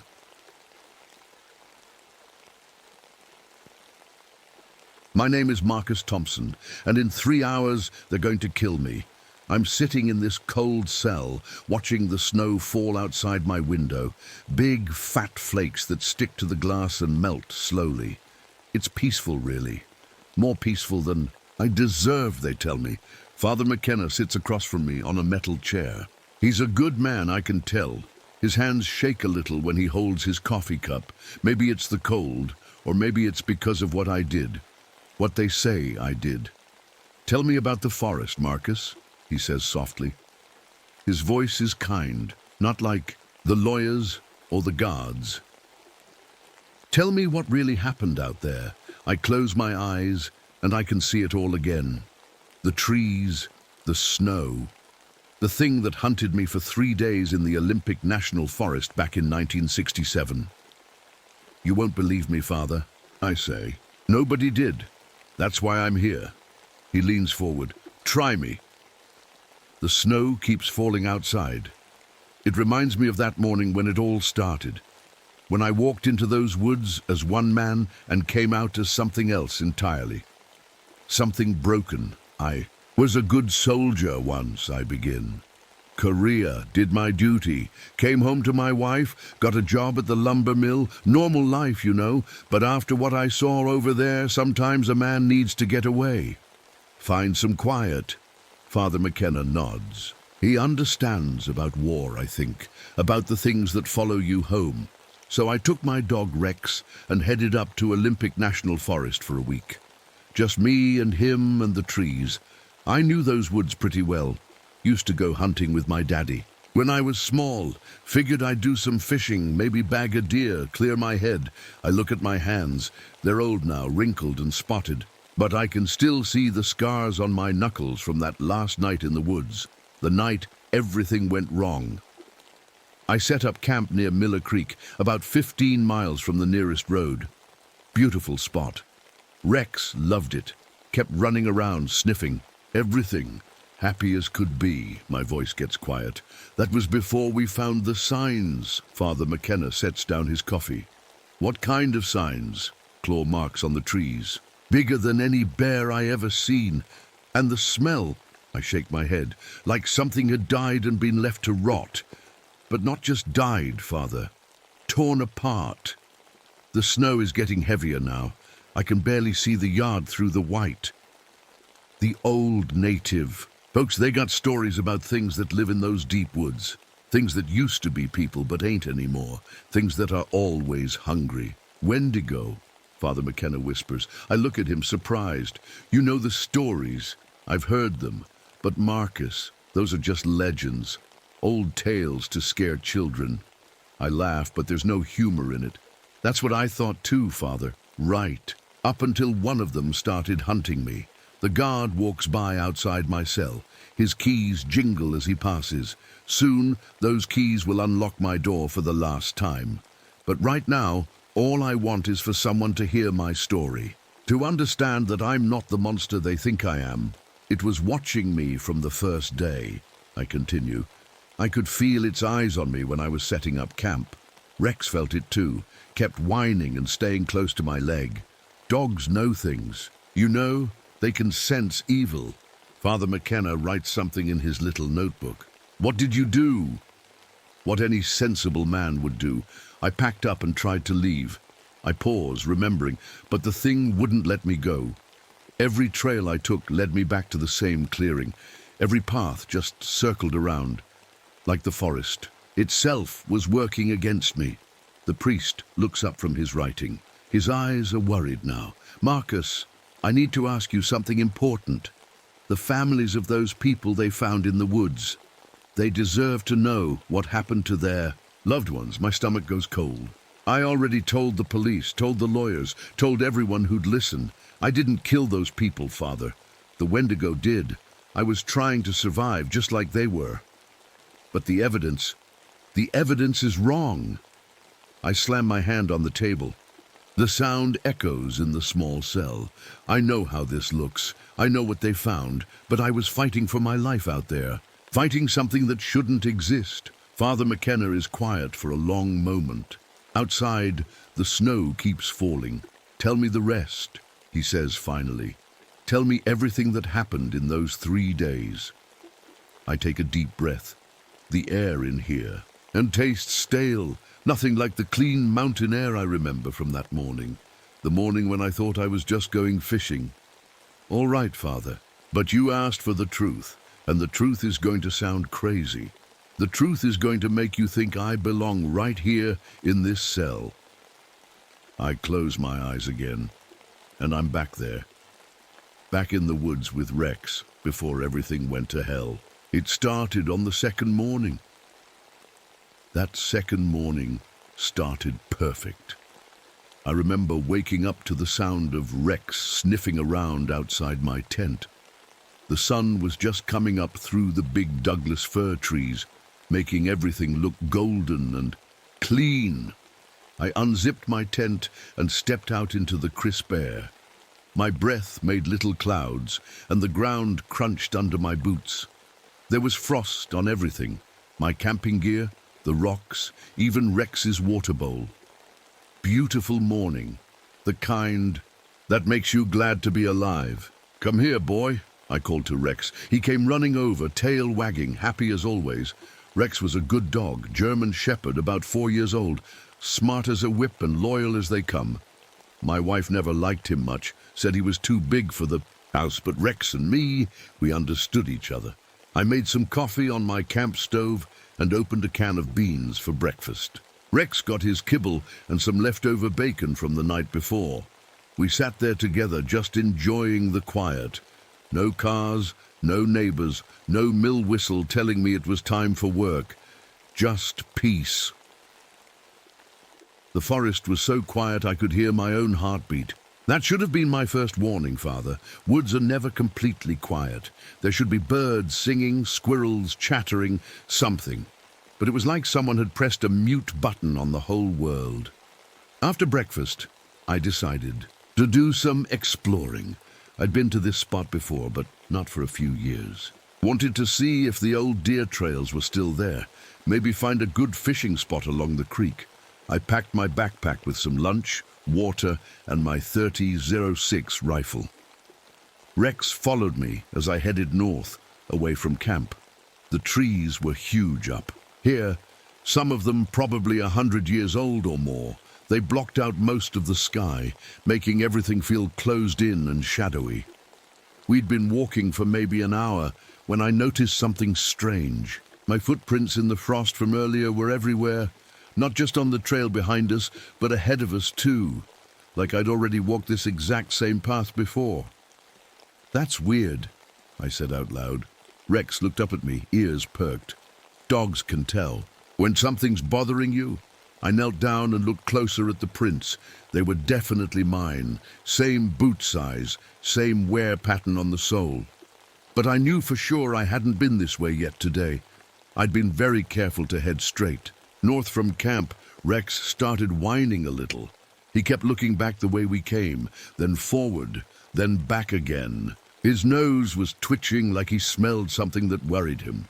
What is it, boy? I asked, but he just whined some more. I stood up and looked around. The trees all looked the same to me, but my daddy had taught me to pay attention to landmarks. There was a big fallen log shaped like an L, about 50 yards to our left. I was sure I'd never seen it before, but there were my footprints leading right past it. My compass said we were still heading north, but something felt wrong. I checked it again, tapping the glass. The needle spun a little, then settled back. To north. Maybe it got knocked around in my pack. We kept walking, but I couldn't shake the feeling that we'd been here before. Every tree, every rock, every little clearing looked familiar, like I was walking through a dream of somewhere I'd already been. Rex was getting more and more nervous. He kept stopping and looking around, his hackles starting to rise. When a dog's hackles go up, you pay attention. Dogs know things people don't. Easy, Rex, I said, reaching down to pat his head. Just a new place, that's all. But it wasn't new, was it? My footprints were proof of that. Around noon, I found a nice spot by the creek to eat lunch. The water was clear and cold, running over smooth rocks. Perfect trout water. I sat on a boulder and unpacked my sandwich while Rex lapped up some water. Downstream, that's when I saw them. More footprints in the mud by the creek. But these weren't mine. These were huge, maybe size 15 or 16 boots, and they were deep, like whoever made them was carrying something heavy, or like they weighed a lot, more than any normal person. The prints went along the creek for maybe 20 feet, then just stopped, like whoever made them had vanished into thin air. Rex came over and sniffed at the prints. All his fur stood up and he backed away, growling low in his throat. I'd never seen him act like that before. Rex wasn't scared of anything, not thunderstorms, not other dogs, not even the neighbor's mean cat that used to torment him. "What's got you spooked, boy?" I asked, but I was starting to feel spooked too. The forest was still too quiet. The footprints didn't make sense, and there was a smell in the air now, faint but getting stronger. Sweet and rotten, like meat that had gone bad. I packed up my lunch without finishing it. "Come on, Rex, let's head back to camp." We started back the way we came, but after walking for what felt like hours, I realized we weren't getting any closer to camp. The sun was getting lower in the sky, and I should have been seeing familiar landmarks by now. I checked my compass again, still pointing north, but north should have taken us back to camp. Instead, we seemed to be walking deeper into the forest. Rex was panting hard, even though it wasn't hot. His eyes kept darting back and forth like he was watching for something, something that might be watching us back. "It's okay, boy," I said, but my voice sounded shaky even to myself. "We'll find our way back." The smell was getting stronger now. Definitely something dead, but mixed with something else. Something that made my stomach turn and my hands start to sweat. As the sun started to set, I realized we were completely lost. Lost in woods I thought I knew like the back of my hand. And somewhere out there in the growing darkness, something was waiting for us. Rex pressed close to my leg, trembling. Even he knew we were in trouble now. "Don't worry, boy," I whispered, checking that my rifle was loaded. "Whatever's out there, we'll be ready for it." But deep down, I was starting to think that maybe we wouldn't be ready at all. Maybe nothing could prepare us for what was coming. We spent that whole night huddled by a small fire, Rex and me taking turns staying awake. Every little sound made us jump, a twig snapping, leaves rustling, an owl hooting way off in the distance. But mostly it was just that awful quiet again. When morning came, I was relieved to see daylight. Everything looks less scary in the sun, you know. I made some coffee and shared a can of peaches with Rex. He wasn't eating much, which worried me. Rex loved his food. "We're going to find our way out today, boy," I told him, scratching behind his ears. "I promise." But first I wanted to take a look around in the daylight. Maybe I could figure out where we'd gone wrong. I left Rex by the fire and walked about 50 yards into the trees. That's when I saw the first real sign that something was very wrong in these woods. Claw marks, deep ones, carved right into the bark of a big pine tree. They started about 15 feet up and went down to maybe 8 feet off the ground. 4 parallel lines, each one as wide as my thumb. I'd seen bear claws before. These weren't bear claws. They were too big, too deep, and they were too high up. No bear I ever heard of could reach 15 feet up a tree. But that wasn't the worst part. The worst part was that the marks looked fresh, real fresh, like they'd been made in the last day or two. Sap was still bleeding out of the cuts. "Rex," I called. "Come here, boy." He came running, but when he got close to the tree, he stopped. Dead. His whole body went stiff, and he started that low growling again. He wouldn't come any closer, no matter how much I called him. I took some pictures with my camera. Nobody was going to believe this without proof. We packed up camp and started. Walking again, I was trying to head south now, back toward the road. But every trail seemed to curve back on itself. Every time I thought we were making progress, we'd end up in another clearing that looked exactly like the one we'd just left. Around noon, we came across something that made my blood run cold. It was an old logging camp, or what was left of one. There were 3 wooden buildings, all falling apart and covered with moss. Rusty equipment scattered around, chainsaws, axes, coils of cable, like the workers had just up and left one day, leaving everything behind. But that wasn't what scared me. What scared me was that I knew this place. I'd heard stories about it from the older guys at the mill. This was the Jensen camp. It had been abandoned back in '62 after 3 loggers disappeared, just vanished without a trace. The company sent search teams, but they never found so much as a boot print. After a few weeks, they gave up and moved operations somewhere else. Remembered old Pete telling me about it. "Something ain't right up there," he'd said. "Animals won't go near the place. Even the birds stay away." Standing there looking at those empty buildings, I understood what Pete meant. Rex wouldn't even walk into the clearing. He sat at the tree line, whining and shaking. I forced myself to go look around. Maybe there was something useful, a map, a radio, anything that could help us get out of here. The first building was just storage, moldy tarps and rusted tools. The second one had been a kitchen. There were still pots on the stove, covered in years of dust and spider webs. The third building was a bunkhouse. That's where I found them, personal stuff. Clothes still folded in footlockers, family photos on the walls, a deck of cards scattered on a table like someone had been in the middle of a game when they got up and never came back. But the strangest thing was the smell. That same sweet, rotten smell I'd been noticing.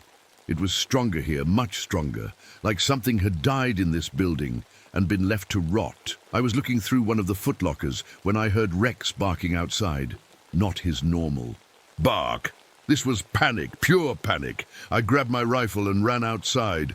Rex was backing away from the tree line, barking and snarling at something I couldn't see. "What is it, boy?" I called. "What's out there?" That's when I heard it. A voice calling my name. Marcus Thompson. It was a woman's voice, sweet and sad. It sounded like it was coming from deep in the trees, but I couldn't see anyone. "Marcus, help me. I'm lost." Rex was going crazy now, barking and howling. I'd never seen him so scared. "Who's there?" I shouted into the trees. "Where are you?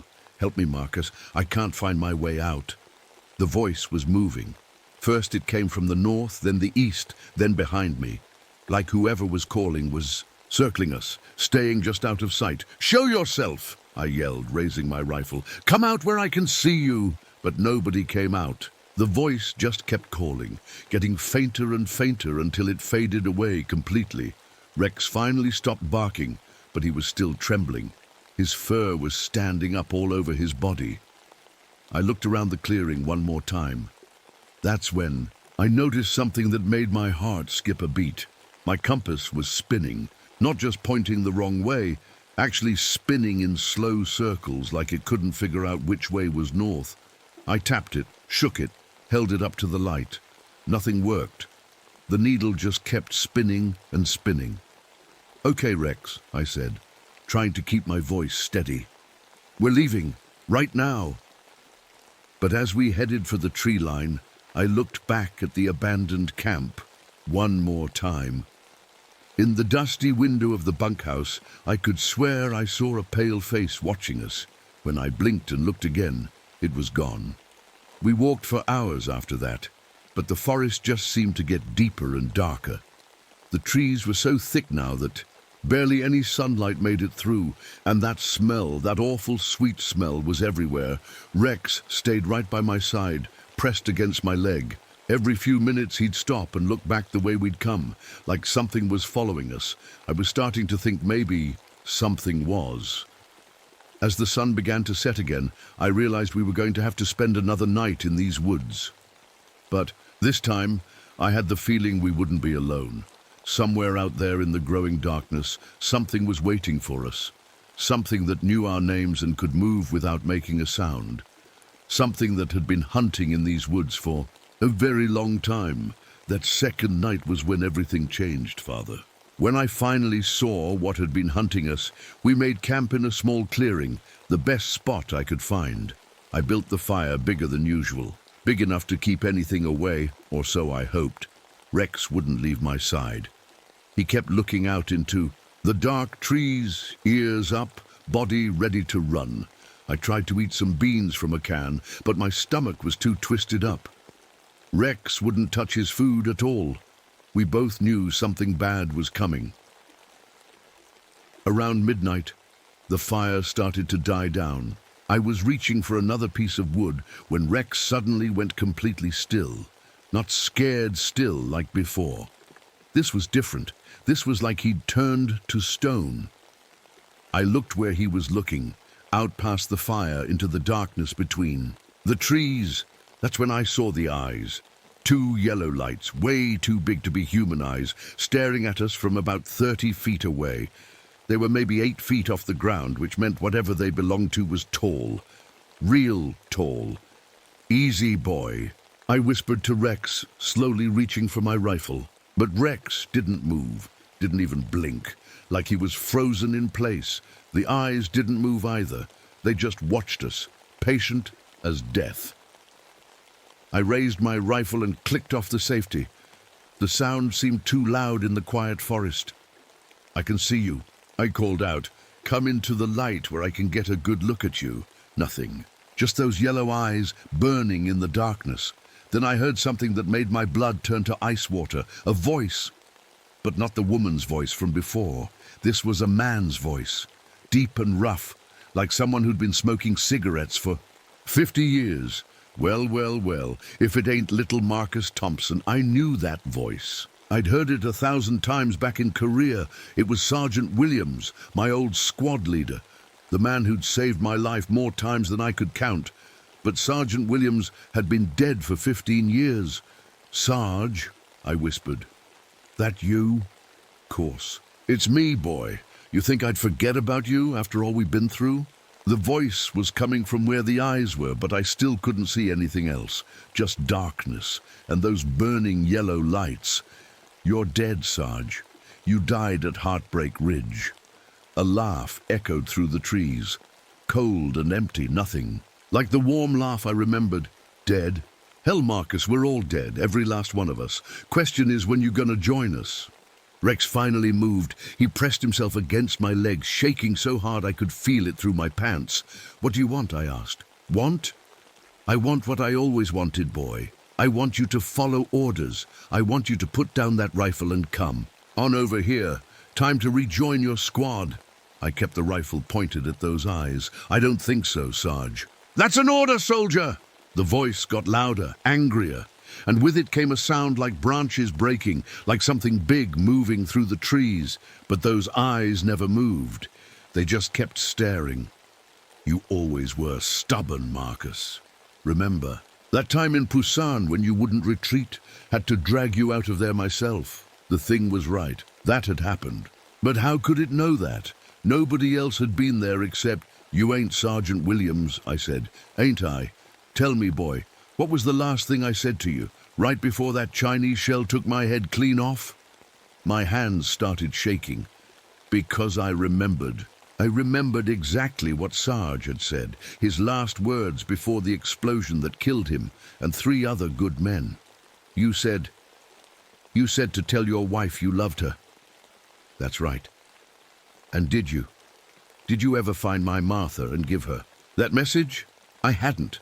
I'd tried to forget about the war, forget about all the friends I'd lost. I'd never looked up Sergeant Williams's widow, never passed along his final words. Shame on you, Marcus, all these years, and you never kept your promise to a dying man. Those yellow eyes started moving then. Not side to side, but up and down. Like the thing was getting taller, stretching up toward the sky. Now look what you made me become. Look what happens to soldiers who don't keep their promises. I aimed my rifle right between those eyes and pulled the trigger. The gunshot was loud as thunder in the quiet forest. But when the echo died away, the eyes were still there, still watching, still burning in the darkness. Can't kill what's already dead, boy. I fired again, and again. All 3 shots hit exactly where I was aiming. I'd been shooting since I was 10 years old, and I never missed. But those eyes didn't even blink. My turn, the thing said.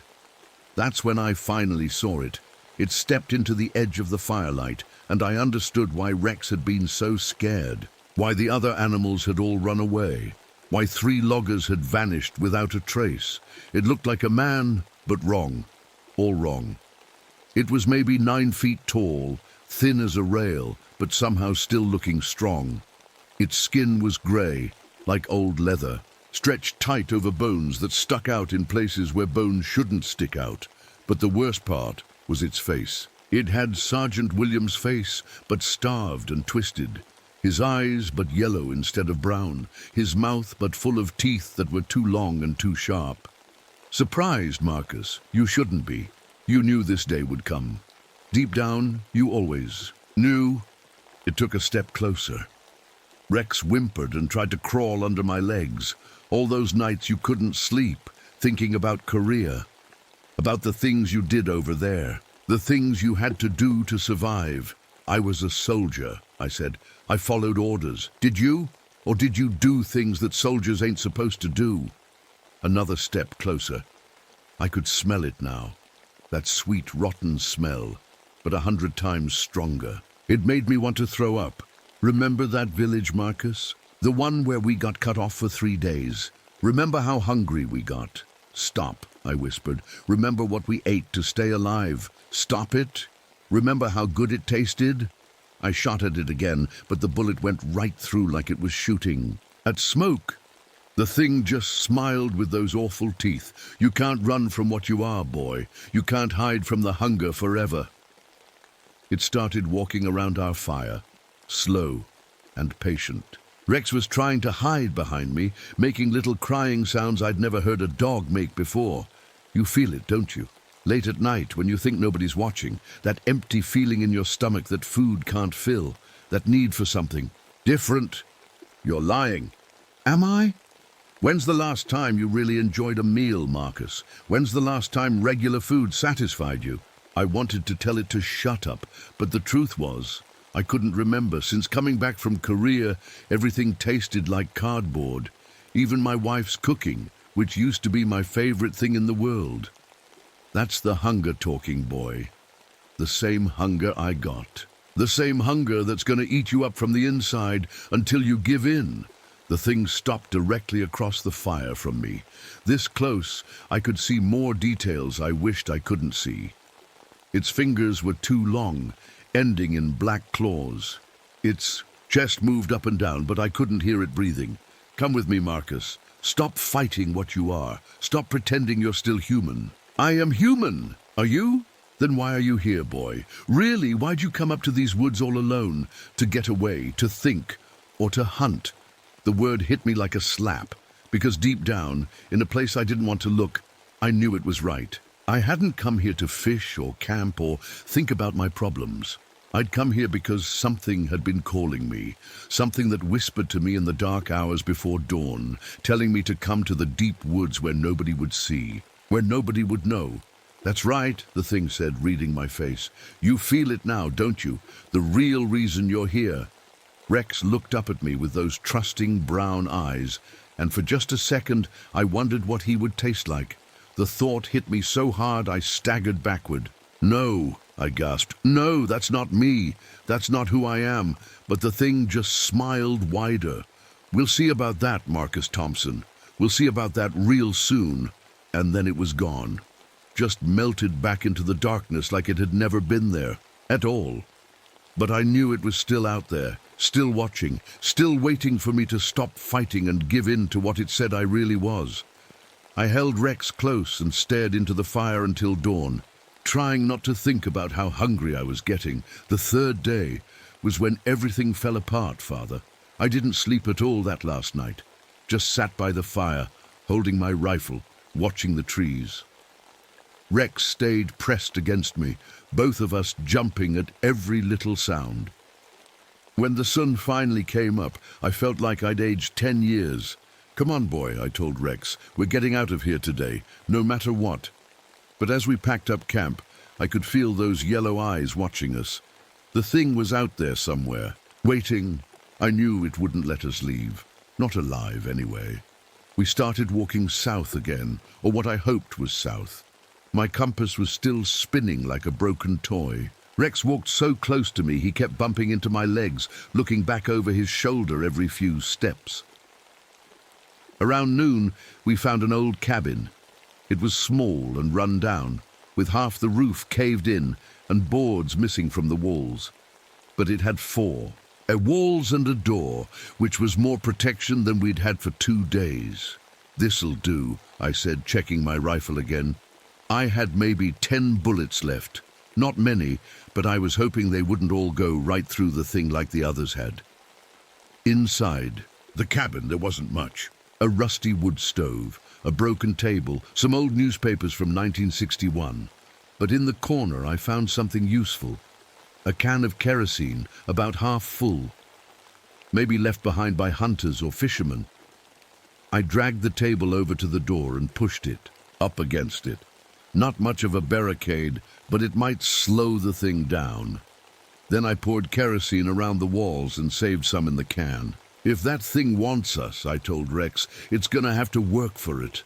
Rex just whined and curled up in the corner. He looked sick, like he hadn't eaten in days. Come to think of it, neither of us had eaten much since we got lost. My stomach felt empty, but not normal empty. This was different. This was like a hole inside me that food couldn't fill. The waiting was the worst part. Hours crawled by. The sun moved across the sky, throwing long shadows through the broken roof. Every little sound made me jump, a board creaking, wind whistling. Through the gaps in the walls, mice scurrying in the corners. As it got dark, Rex started acting strange. He kept looking at me with an expression I'd never seen before. Not love or loyalty like usual, something else. Something that made my skin crawl. "What's wrong, boy?" I asked, reaching out to pet him. He snapped at my hand. Actually tried to bite me, something Rex had never done in his whole life. Then he backed away, growling low in his throat. "Rex, what's gotten into you?" But he just kept growling, staring at me like I was a stranger, like I was something dangerous. That's when I heard the voice outside. "Marcus, time to come out, boy. Time to stop playing games." It was Sergeant Williams again, but different this. "In time, hungrier. I know you're in there. I can smell you. Can smell that dog of yours too." Rex stopped growling at me and started growling at the door. But he was shaking so hard I could hear his teeth chattering. "You can't hide forever, Marcus, and deep down you don't want to. Part of you wants to come out here and join me. Part of you has been waiting for this your whole life." I raised my rifle toward the door. "Stay back. I'm warning you." A laugh echoed around the cabin. "Warning me?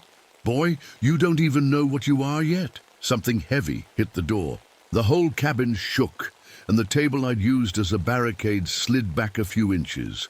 "Let me tell you a story, Marcus, about a soldier who got lost in the woods of Korea, about a man who did things to survive that no human being should ever do." Another hit. The door cracked right down the middle. About a man who found out he liked the taste.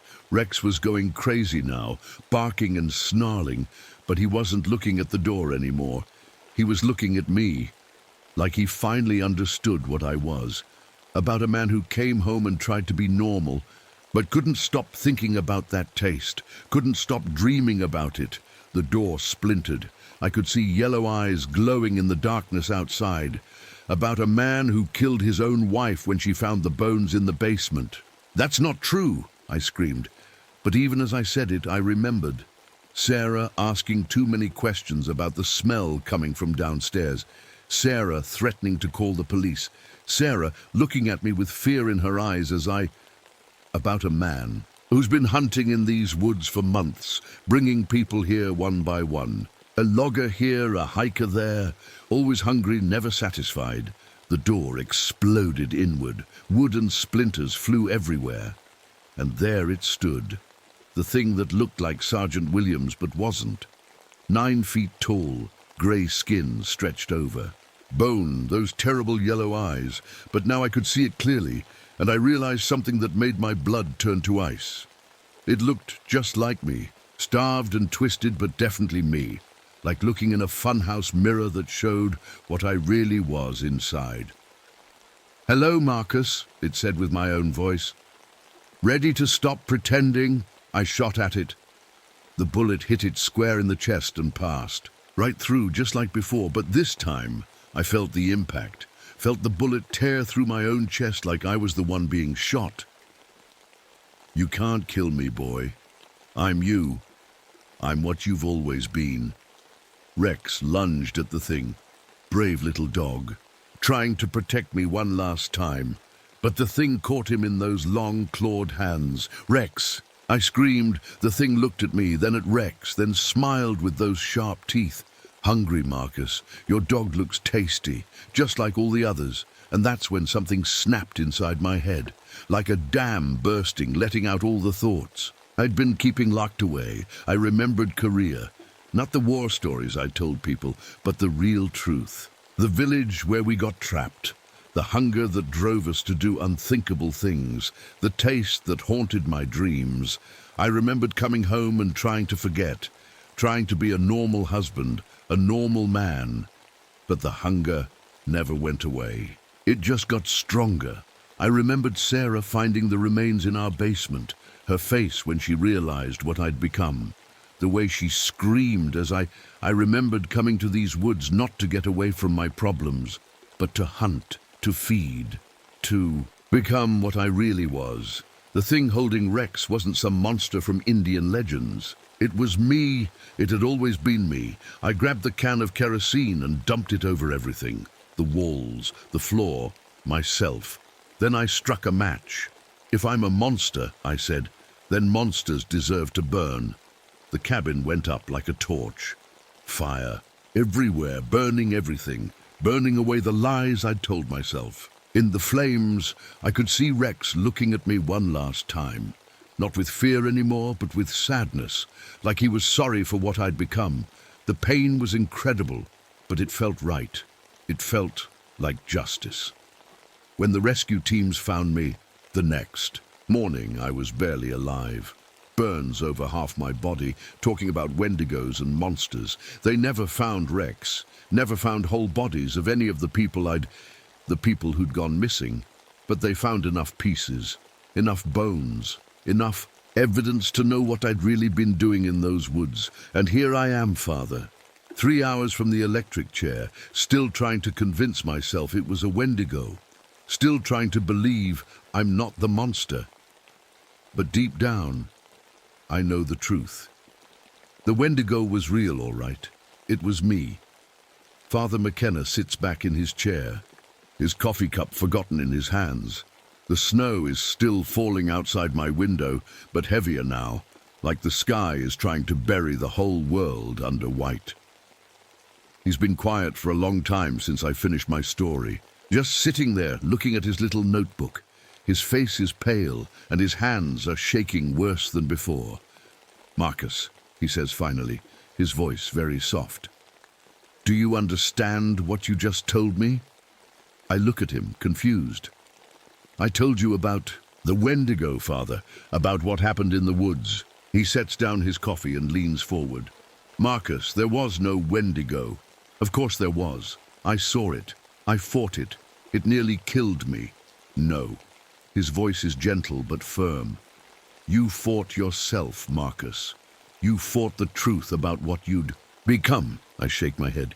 You don't understand. The thing had yellow eyes, claws, it was 9 feet tall. It looked like you, didn't it? You said so yourself. The words stop in my throat. Because he's right, I did say that. Father McKenna opens his notebook and starts reading. You said your wife left you, but then you mentioned she found bones in your basement. You said Rex was your loyal dog. But you also said you carried his body around after killing him. You said you went to the woods to get away, but you also said you went there to hunt. The Wendigo confused me, made me think things that weren't true. Marcus, I've been a priest for 30 years. I've heard confessions from murderers, thieves, men who've done terrible things. But I've never heard someone tell the truth so clearly while believing their own lies so completely. He flips through his notebook pages. You know details about the missing people that only the killer would know. You described exactly where their remains were found.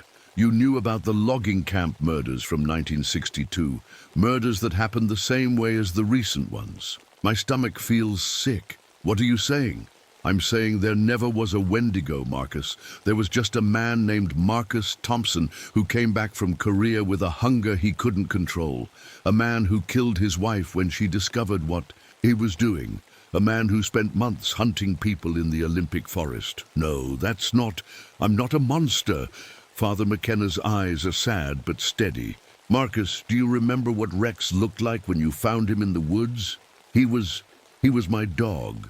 German Shepherd, loyal and brave. Was he alive when you found him? The question hits me like a punch, because suddenly I do remember.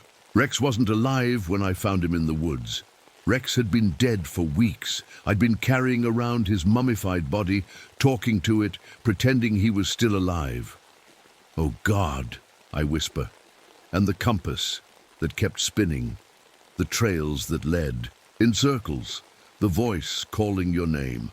Marcus, your mind was protecting you from the truth by creating the Wendigo story. But I saw it. I fought it.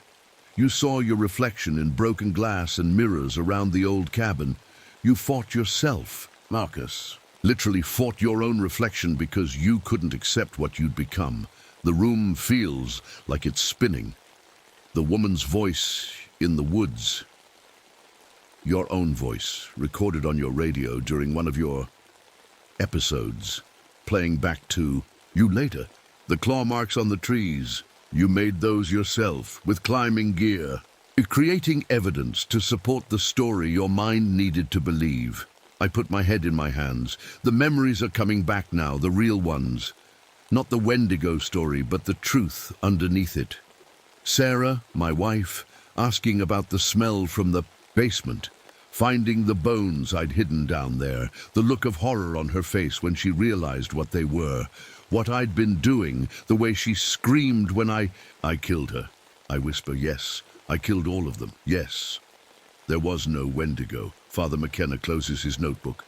The Wendigo was real, Marcus, but it wasn't some ancient forest spirit. It was you. You became the Wendigo. I look up at him. Do you think I'm crazy, Father?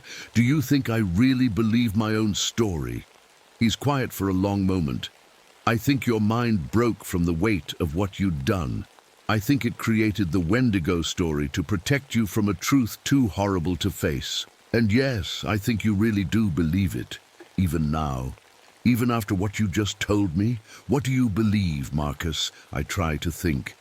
Try to separate the Wendigo story from the real memories, but it's like trying to untangle two pieces of rope that have been twisted together for years. I don't know, I admit. Part of me knows you're right. Part of me can remember doing those things, but part of me still sees those yellow eyes in the darkness. The human mind is capable of incredible self-deception when the truth is too painful. So I really am a monster. You did monstrous things. But the fact that your mind couldn't accept it, that it had to create this elaborate story to cope, that tells me there was still something human left in you. Something that knew what you were doing was wrong. Outside, the snow is getting thicker. Soon the whole world will be white and clean, covering up all the ugly things underneath. Father, do you think God can forgive someone like me? He looks at me for a long time. I think God forgives those who truly repent. But Marcus, you can't repent for something you don't believe you did. What if I can't stop believing the Wendigo story? What if it's too late for me to see the truth? Then you'll die in 3 hours still thinking you're innocent, still thinking you were the victim instead of the monster. The guard's keys jingle in the hallway outside. They're coming closer. Father, will you do something for me? What? Will you tell the families?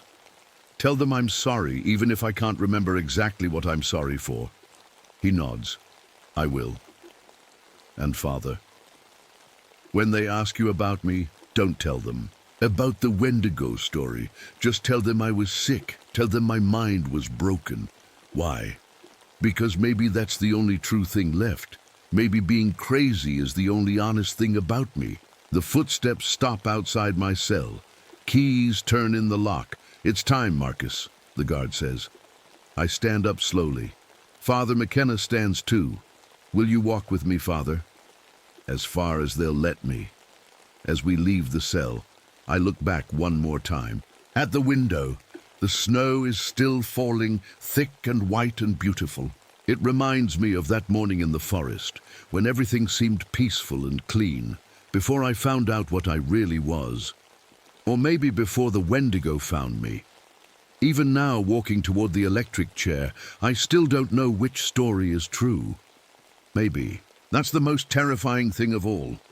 The silence before. Epilogue. The walk. The hallway is longer than I remembered. Each step echoes off the grey walls, bouncing back and forth until it sounds like 100 men walking to their deaths. Father McKenna walks beside me as far as the rules allow. At the big steel door, he stops and puts his hand on my shoulder. Marcus, he says quietly, any last words you want me to pass along? I think about it, about Sarah, about the families of all those people in the woods, about Rex, who died trying to protect me from myself. Tell them I'm sorry, I say. Even if I can't remember everything, tell them I'm sorry. He nods. I will. The guard opens the steel door, and I walk through alone. The room beyond is small and bright, with too many lights and too many witnesses. They're all watching me through. Thick glass, these people who want to see justice done. I wonder if any of them are family members. If any of them lost someone in those woods. The chair sits in the middle of the room, big and wooden and older than me. It looks hungry, like it's been waiting all day to feed. Please sit down, Mr. Thompson, says the warden. I sit. The leather. Straps are cold against my arms and legs. Everything moves very slowly, like we're all underwater. Through the glass, I can see people talking, but I can't hear them. One woman is crying. A man next to her holds her hand and stares at me with hate in his eyes. I wonder if she was someone's mother, someone's wife. The technician puts the metal cap on my head. It's heavier than I expected, and it smells like cleaning solution and old fear. Do you have any final words? The warden asks. I look at all those faces behind the glass, all those people who lost someone because of what I did. Or because of what the Wendigo did. I still can't tell the difference. I want you to know, I say, my voice sounding small in the big room, that I never meant for any of this to happen. I came back from the war broken, and I never got fixed. Something inside me was hungry, and I couldn't make it stop.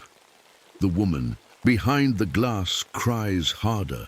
I don't know if I'm a man who became a monster, or a monster who thought he was a man. But either way, people died because of me. Innocent people. Good people. I close my eyes and I can see the forest again. The tall trees, the quiet snow, the peaceful morning before everything went wrong. I hope when this is over they can rest. I hope their families can have some peace. The warden nods to the technician. And I hope, I whisper, so quiet only I can hear, that whatever I really was dies with me. The machine hums to life. Through the window I can see snow still falling. Big white flakes that will cover the prison yard, cover the roads, cover the whole world in something clean and new. For just a moment I think I see yellow eyes watching me from the darkness beyond the glass. But when I blink, they're gone. Maybe. They were never there at all. The last thing I see is the snow, falling soft and silent, covering up all the ugliness underneath, making everything look peaceful and pure, just like that morning in the woods, before I learned what monsters really look like, before I learned that sometimes they look just like us. 3 months later, Father McKenna visited the Olympic National Forest. He brought flowers for the places where the victims were found and said prayers for their souls. The woods were quiet and clean, covered in fresh snow. No signs remained of the horror that had happened there. Nature had reclaimed the abandoned logging camp. The old cabin had burned completely away, and new growth was already starting where the old scars had been. But as he walked back to his car, Father McKenna couldn't shake the feeling that something was watching him from the deep trees. Something patient and hungry, waiting for the next lost soul to wander too far from the light. He drove away quickly and never returned. The woods kept their silence, as they always had, as they always would.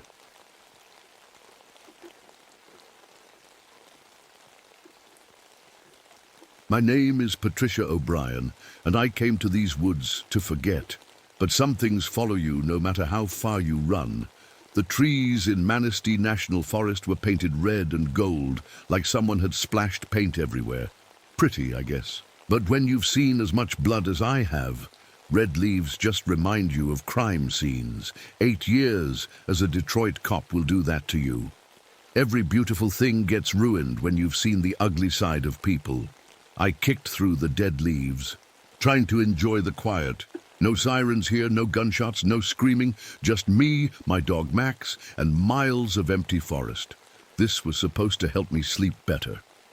The therapist said nature would calm my mind. She didn't know what I was really running from.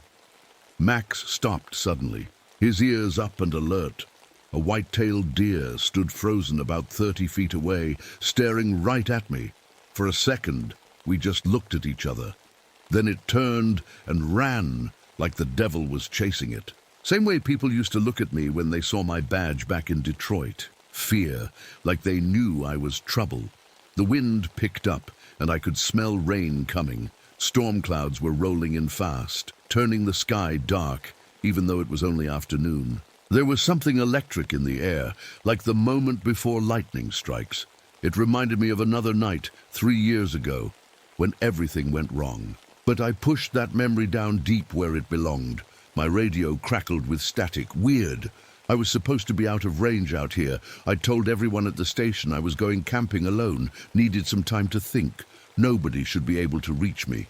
The static cleared for a second, and I heard voices talking about coordinates, my location. My blood went cold. Someone was tracking me. "Come on, Max," I whispered. "Let's keep moving." We walked deeper into the woods, but I couldn't shake the feeling that something was watching us. Max felt it too. He kept looking over his shoulder, whining softly. In Detroit, I learned to trust that feeling. It kept me alive more than once. I caught a whiff of something that made my skin crawl. Gun oil, and the smell of fear sweat.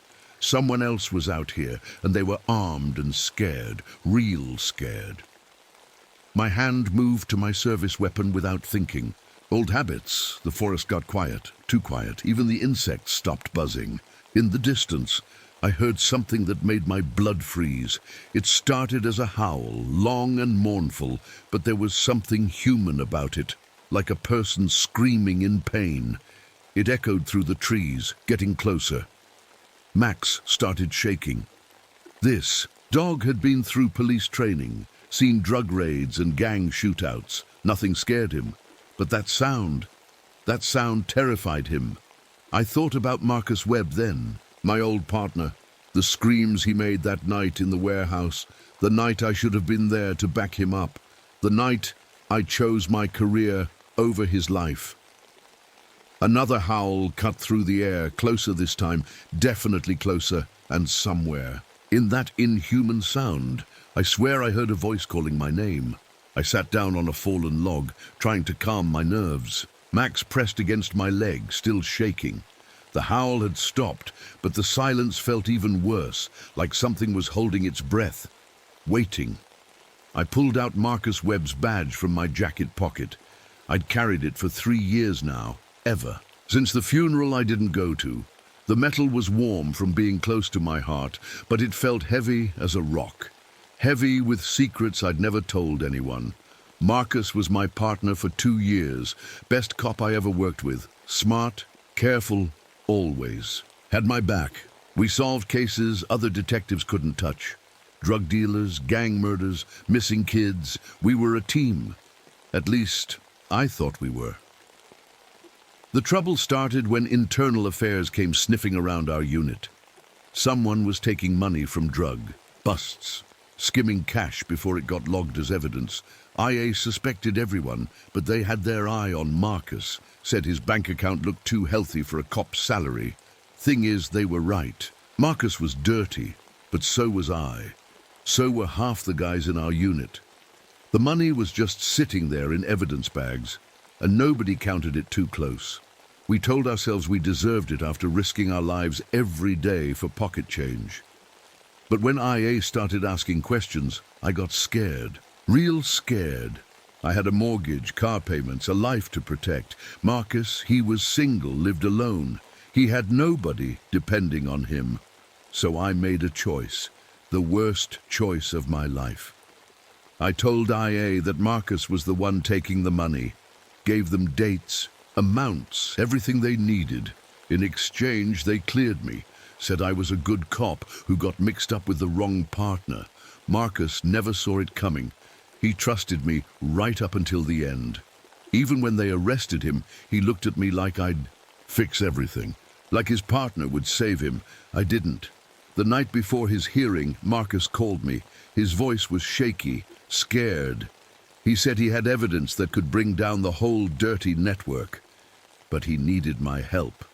Needed me to meet him at this old warehouse where we used to grab coffee during patrol. I told him I'd be there. Told him we'd figure it out together, but I never showed up. I stayed home, watching TV, pretending I couldn't hear my phone ringing. Because I knew if I helped Marcus, IA would come after me next. My clean record would disappear. My pension, my reputation, everything. Marcus went to that warehouse alone, and someone was waiting for him. They found his body the next morning, 3 bullets in the chest. The official report said it was a robbery gone wrong, but I knew better. Someone wanted Marcus quiet before he could talk. Someone with enough power to make a cop disappear. Maybe it was the drug dealers we'd been stealing from. Maybe it was dirty cops higher up the chain. Maybe it was IA themselves cleaning up loose ends. I never found out because I never tried to find out. I just took his badge from his desk after the funeral and promised myself I'd be a better cop. But promises don't bring back the dead. The rain started falling, light drops at first, then harder. Max whined and looked toward the dark trees. Something was moving out there, just beyond what I could see. Something big. I stood up, my hand on my gun. The radio crackled again, clearer this time. Subject is in position, a calm woman's voice said. Beginning phase 2 of the test. My heart stopped. Subject? Test? What the hell was going on? I tried to respond, but the radio went dead. Just static and the sound of rain hitting leaves. That's when I saw the eyes, yellow-green, glowing in the darkness between the trees, watching me, waiting. And somewhere in the back of my mind, a crazy thought started growing. What if Marcus hadn't died in that warehouse? What if something else had happened to him? Something worse than death? The eyes blinked once, then disappeared. Into the night, Max started barking, loud and desperate, like he was trying to warn me about something terrible coming our way. The rain was getting heavier now. I pulled my hood up and kept walking, but my feet felt like lead. Every step took me deeper into the woods, away from my car, away from help. Max stayed close, his fur soaked and his eyes darting around like he expected something to jump out. At us. That's when I saw the first track. It was pressed deep into the mud near a small creek. At first I thought it was from a really big dog, maybe a German shepherd or something, but as I knelt down and looked closer, my blood went cold. The front part looked like a huge paw with claws, but the back part looked like a human foot, like something had been walking on 2 legs, then dropped down to 4. The print was bigger than my whole hand. "What the hell?" I whispered. I'd seen tracks like this before. Back in Detroit, we had a case about some crazy cult that thought they were werewolves. They'd leave prints like this at their crime scenes trying to scare people. But those were fake, made with special shoes or carved wooden feet. This one looked real, fresh. The edges were sharp and clean in the wet mud. I followed the trail for about 50 yards. The tracks went in a straight line, like whatever made them knew exactly where it was going. They led deeper into the forest, toward an area where the trees grew thick and dark. Max stopped walking and sat down hard, refusing to go any further. He was a brave dog, trained for police work, but something about these tracks scared him more than anything I'd ever seen. I was about to turn back when I noticed something weird about the spacing between the prints. They were exactly 18 inches apart. I knew that measurement because Marcus and I used to pace off distances at crime scenes all the time. His stride was exactly 18 inches when he walked slow and careful. My hands started shaking. That was impossible. Just a coincidence. Had to be. But then I saw the next sign. Scratched into the bark of a big oak tree, about 5.5 feet off the ground, were 4 deep claw marks. They looked fresh, with tree sap still bleeding from the cuts. But here's what made my skin crawl. They were at exactly my eye level. Like whatever made them knew how tall I was. Marcus always knew my height. He used to tease me about being short, said I needed a ladder to see over the steering wheel of our police car. He'd adjust things for me without thinking about it. Car mirrors, evidence boards, even restaurant menus when we grabbed lunch. I reached out to touch the claw marks, and that's when I smelled it. That same mix of gun oil and fear sweat from before, but stronger now. And underneath it, something else. Something familiar that I couldn't quite place. The radio in my pocket crackled again. Subject MW7 is responding to target proximity, the same woman's voice said. Territorial marking behavior confirmed, moving to phase 3. MW7, what kind of code name was that? And why did it sound almost like no? That was crazy thinking. I tried to key the radio, but it was dead again, just like before. The smell got stronger as I walked, sweet and metallic like old blood. It led me to a small clearing where I found something that made me sick to my stomach. 3 dead rabbits hung from tree branches, arranged in a perfect triangle. They'd been killed clean, no mess, no struggle. Professional, like someone who knew exactly how to do it quick and quiet. Marcus had been a hunter before he became a cop. He could field dress a deer in 10 minutes without wasting any meat. Always said it was about respect for the animal, making sure it didn't suffer. These rabbits looked like they'd been killed the same way. Fast, clean, almost gentle, but they weren't killed for food. They were killed to send a message. The same. Where Marcus and I used to leave evidence at crime scenes to communicate with each other when we couldn't talk on the radio. I was starting to understand something terrible, something impossible. The storm was getting worse. Lightning flashed between the trees, and thunder rolled overhead like a freight train. But in the quiet moments between the thunder, I could hear something else. Footsteps. Heavy, slow, getting closer. Something was following me. Something that knew how I walked, how I thought, how I investigated crime scenes. Something that remembered being my partner. Max started barking again, but this time it wasn't fear. It was recognition, like he knew whoever was coming. I drew my gun and turned toward the sound, my heart pounding so hard I could barely breathe. "Who's there?" I called out. "This is police. Show yourself." The footsteps stopped. In the silence that followed, I heard something that made my world turn upside down. A voice. Human, but wrong somehow. Deeper than it should be. Rough, like it hadn't been used in a long time. "Officer down," it said. "Officer needs backup." Those were our old codes, mine and Marcus's, the words we used when everything went bad and we needed help fast. The voice was his. Changed, damaged, but definitely his. Marcus Webb was alive. And he was hunting me. I couldn't move, couldn't breathe. The voice echoed in my head over and over. "Officer down. Officer needs backup." Words that Marcus had said 100 times during our partnership. Words that meant everything was going wrong and we needed to trust each other to survive. But Marcus was dead. I'd seen the police report. I'd held his badge at the memorial service I was too ashamed to attend. Lightning flashed again, and for just a second, I saw something moving between the trees, big, tall, walking upright like a person, but wrong somehow. Too wide in the shoulders, too long in the arms. "Marcus?" I whispered. My voice shook so bad I could barely get the word out. No answer, just the sound of rain and my own heart pounding. Max whined and pressed against my legs. He was looking toward the trees, but his tail was wagging now. Slow and uncertain, like he recognized someone but couldn't understand why they looked different. I kept my gun raised and took a step forward. "If that's you, Marcus, you need to show yourself. We can figure this out. Whatever happened, we can fix it." Something moved in the shadows, closer this time. I caught a glimpse of yellow eyes, watching me with an intelligence that no animal should have. They looked sad. Human sad.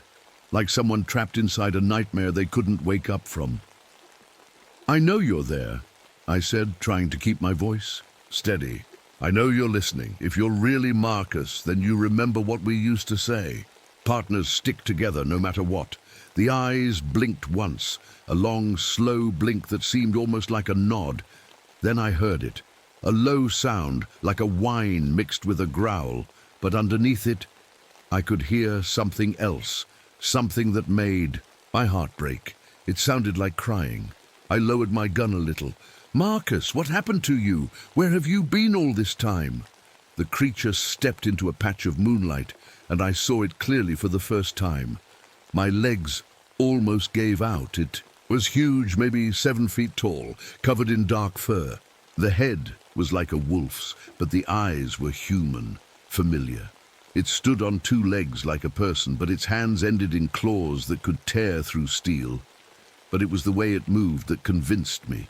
Careful, methodical, the same way Marcus used to approach a crime scene, thinking through every step before he made it.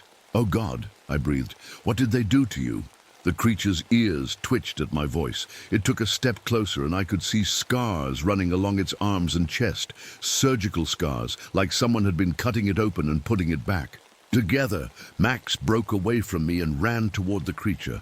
I almost screamed, thinking it would hurt him, but instead it knelt down and let Max sniff its hand. The dog licked its palm and wagged his tail harder. Dogs don't lie. If Max trusted this thing, then some part of Marcus was still in there. "They experimented on you," I said, the pieces starting to come together. "After the warehouse, they didn't kill you. They took you somewhere and changed you." The creature nodded, actually nodded. Then it pointed at itself and made a sound that was almost like speech. "Marcus." Hearing him try to say his own name was the worst thing I'd ever experienced. Worse than any crime scene, any dead body, any violence I'd seen in 8 years of police work. This was personal. This was someone I cared about, trapped inside a monster's body. "I'm sorry," I whispered. "I'm so sorry, Marcus. I should have been there that night. I should have helped you." The creature tilted its head, listening. Its eyes never left my face. "I was scared," I continued. "I was a coward. I let them blame you for everything because I was afraid of going to prison. I chose myself over you, and I've hated myself for it every day since. The creature made another sound, softer this time, almost like forgiveness. But then something changed. Its nostrils flared, and it looked around the forest like it heard something I couldn't. The sadness in its eyes turned to worry, then fear. It stood up and moved closer to me, not threatening but protective, like it was trying to shield me from something. "What is it?" I asked. "What's wrong?" That's when I heard the helicopters. They came from 3 directions, flying low and fast, military style with no lights, the kind they use for special operations, for things the government doesn't want people to know about. The creature grabbed my arm, not hard enough to hurt, but firm, enough to get my attention. It pointed toward a thick patch of trees and made an urgent sound. It was trying to tell me to run. "They're coming for you," I realized. "That's why you're here. You escaped from them, and they've been tracking you." The helicopters got louder. Searchlights cut through the trees, sweeping back and forth, getting closer. The creature looked at me one more time, and I saw something in its eyes that made my blood freeze. It wasn't just scared of being caught. It was scared of what it might do if they tried to take it back. "Run, Patricia," it said, clear as day in Marcus's voice. "Run now." Then it turned and crashed through the trees, leading the helicopters away from me, protecting me, just like it always had when we were partners. I stood there in the rain, watching the lights disappear into the forest, finally understanding the truth. Marcus Webb was alive, changed into something terrible, but alive. And he was still trying to save me, even after everything I'd done to him. The question was, could I save him back? I ran through the forest, branches scratching my face and rain soaking through my clothes. Max stayed right beside me, panting hard but keeping up. The helicopter sounds were getting farther away, but I knew they'd be back. They were hunting Marcus, and now they probably knew I was here too. My legs were getting tired, but I kept running until I saw lights ahead. An old lumber mill sat in a clearing, half the windows broken and rust covering the metal walls. It looked abandoned, but there was a light on in one of the offices. I almost turned around and ran the other way, but then I realized something that made my heart skip a beat. I knew this place. Marcus and I had come here 2 years ago, back when we were partners, back when I thought we might be something more than just cops working together. It was after a really bad day. We'd found a missing kid, but too late. The case had hit us both hard, and instead of going home, we'd driven around talking about why we became cops, why we thought we could make a difference. We'd ended up here, in this same clearing. The mill was running back then, workers going home for the night. We'd sat in our patrol car and talked until sunrise, about our dreams, about how maybe someday we could leave Detroit and find somewhere peaceful. That was the night Marcus first kissed me, gentle and careful, like he was afraid I'd pull away. I almost did. Partners weren't supposed to get involved. It was against department rules. But I didn't pull away. I kissed him back. And for a few weeks, I thought maybe we could make it work. Maybe we could be partners in every way that mattered. Then, internal affairs started asking questions. And I got scared. I ended things between us before they could ruin both our careers. Told Marcus we had to stay professional, keep our distance. He never argued, just nodded and said he understood. But I could see the hurt in his eyes. Now, standing outside that same mill, I wondered if Marcus had led me here on purpose, if some part of him remembered what this place meant to us. I pushed open the door and stepped inside. The air smelled like old wood and machine oil. Most of the equipment was gone, but I could still hear the building creaking in the wind. "Marcus!" I called out. "Are you here?" A shadow moved near the back of the building, too big to be human, but moving too carefully to be just an animal. "I know you brought me here," I said. "This place meant something to us once." Maybe it still does. The shadow stopped moving. In the dim light, I could see those same yellow eyes watching me. The helicopters are gone for now, I continued. But they'll be back. We need to figure out what to do before they find us.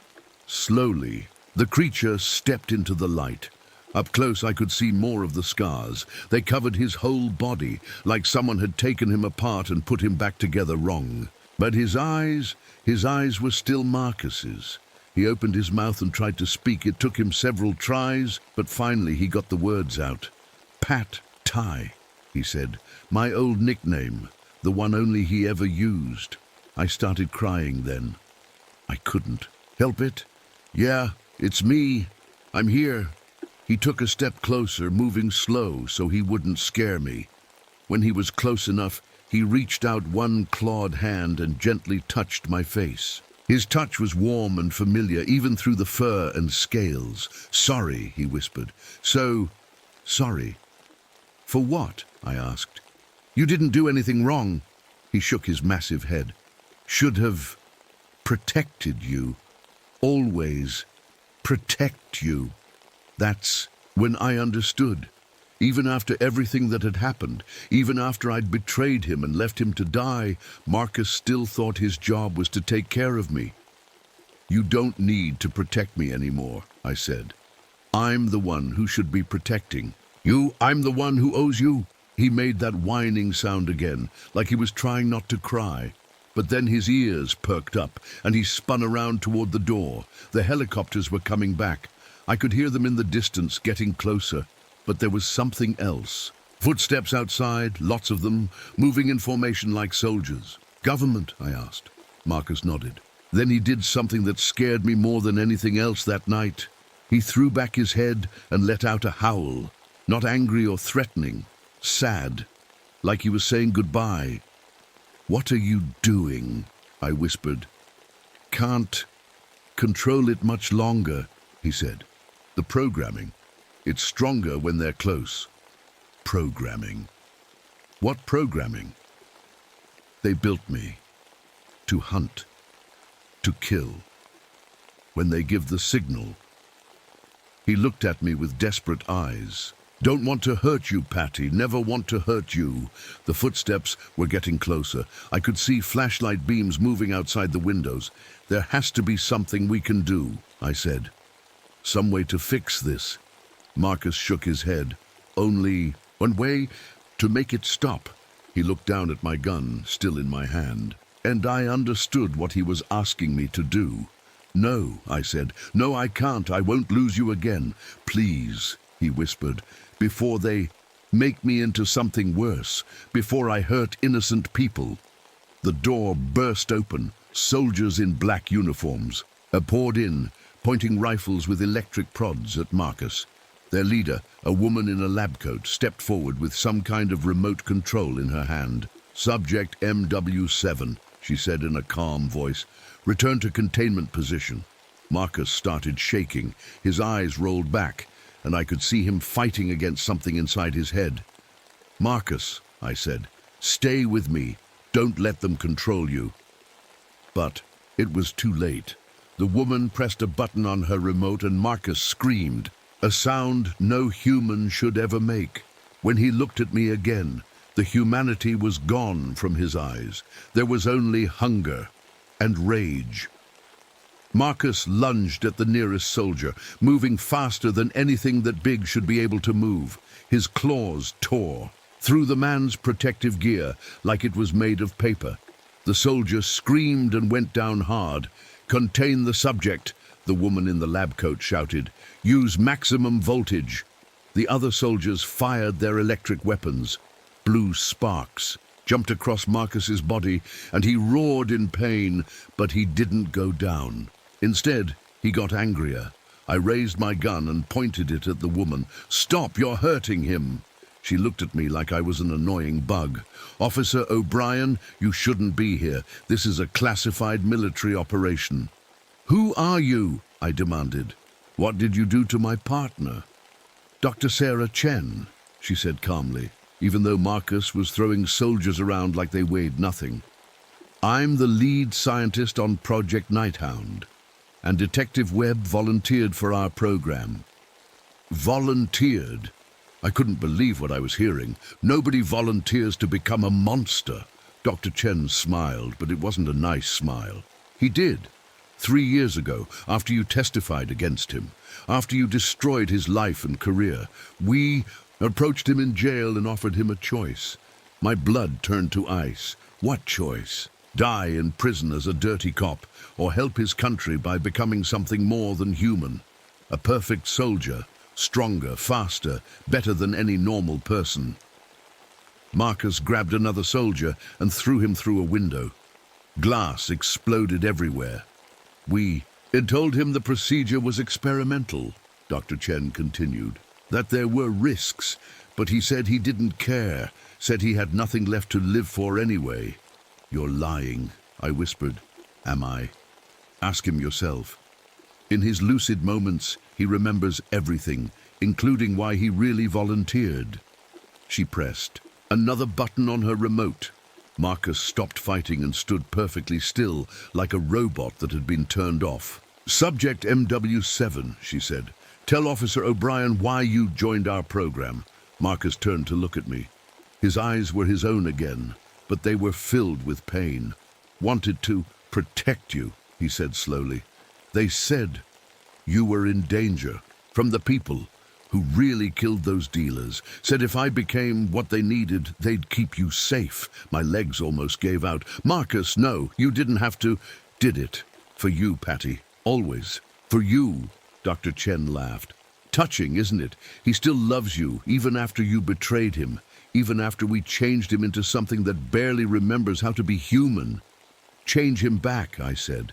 There has to be a way.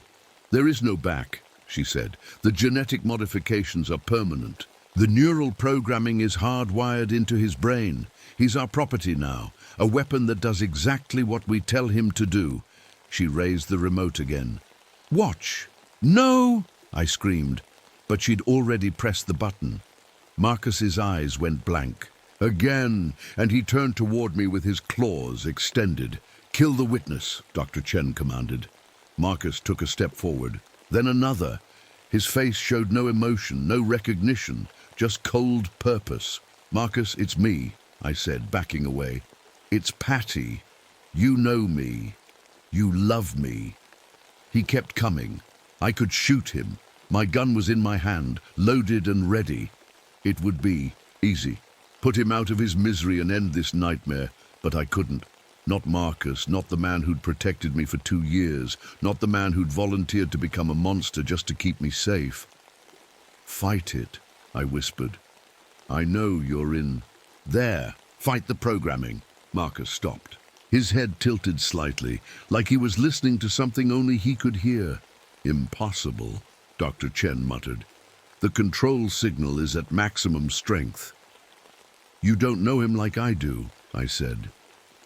Marcus Webb is the strongest person I've ever met, and he's not your weapon. He's my partner. Marcus blinked, once, then again.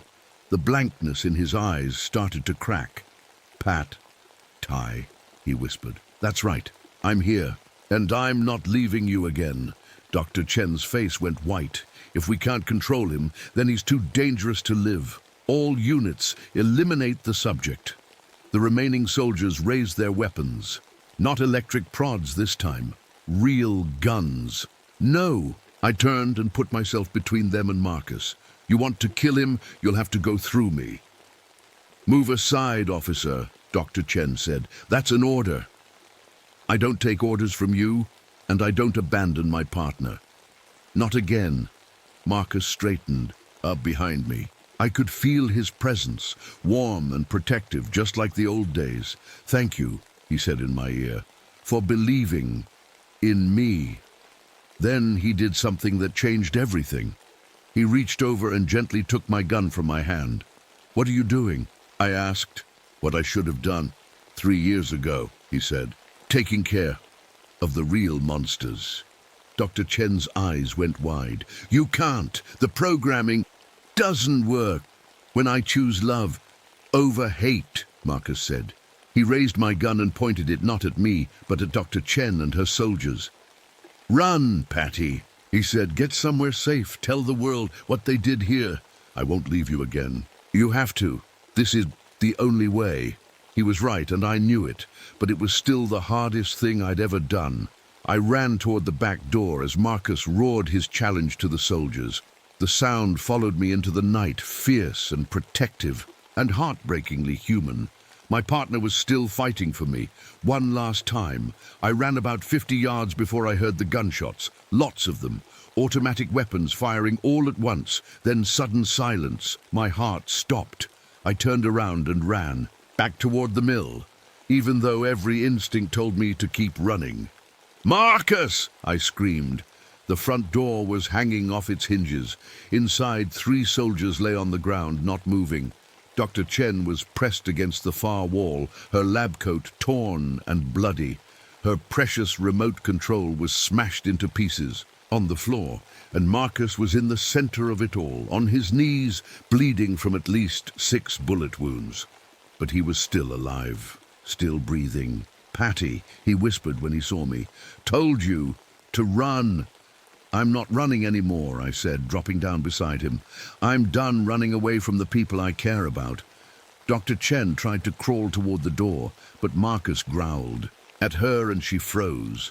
"The programming," she gasped, "it's completely broken. He's operating on pure instinct now." "Good," I said. "Maybe he can finally be himself." Marcus looked at me with those beautiful, sad eyes. "Patty, I'm dying." I could see it was true. Too much blood, too many wounds. Even with his enhanced healing, there was only so much damage a body could take. "We can get you help," I said, but we both knew it was a lie. "No doctors," he said. "No more experiments. Just want to talk to my partner." One more time, I took his huge, clawed hand in both of mine. It was still warm, still gentle even now. "I'm so sorry," I whispered. "For everything, for betraying you, for not being there when you needed me, for all of it. Already forgave you," he said. "Long time ago. Love doesn't keep score." Tears ran down my face. "I loved you too. I still do. I was just too scared to admit it." He smiled then. The first real smile I'd seen from him since this nightmare started. "I know. Could always tell when you were scared." Dr. Chen was reaching for something in her coat pocket, probably a backup remote or another weapon, but Marcus saw her too. "She has to be stopped," he said. "Others like me, in the program. They'll make more if she lives." "How many others?" I asked. "Dozens, all volunteers, who had nothing left, all being controlled." I looked at Dr. Chen. She was pulling out what looked like a small explosive device, probably meant to destroy all the evidence if things went wrong. "Give me that," I said, pointing my backup gun at her. She hesitated, then tossed the device over. It was a data drive with a self-destruct timer. All the information about Project Nighthound, set to wipe itself clean in 10 minutes. "The files," Marcus said weakly. "Need the files to save the others." I caught the device and turned off the timer. Inside that little drive was proof of everything.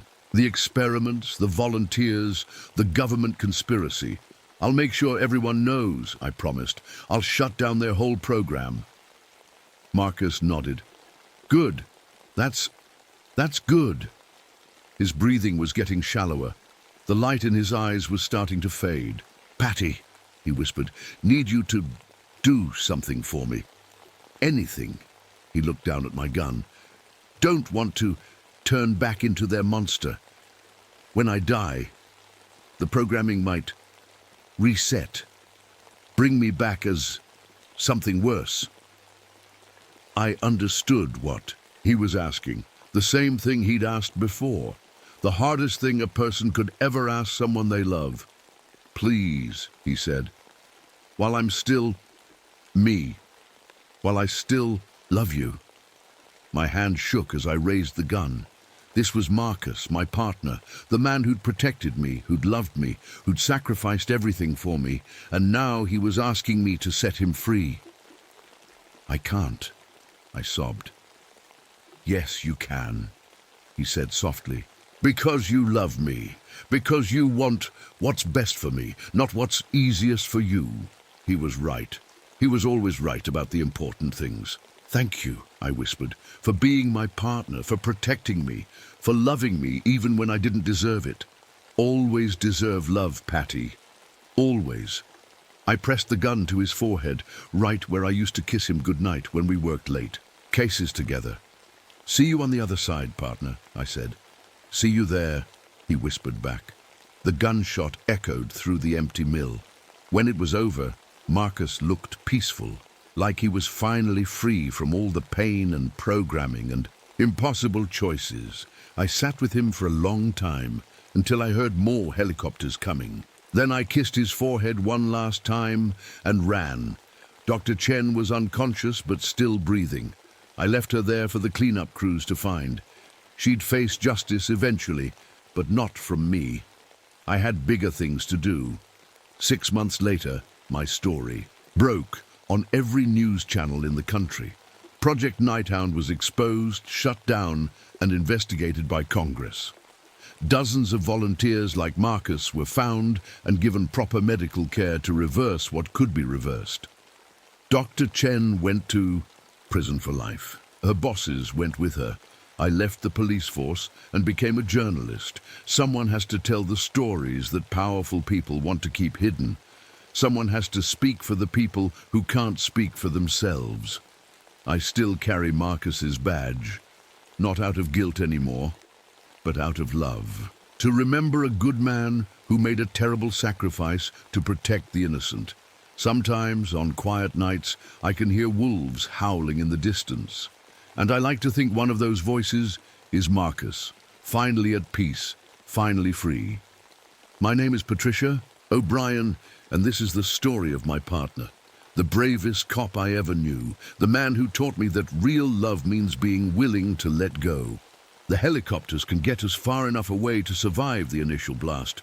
Corporate considers this an acceptable loss scenario. I look at the old Guardian. It's fading now, becoming transparent. Its job is done. It passed the responsibility to me. What do? I ask. What Guardians have always done, it whispers.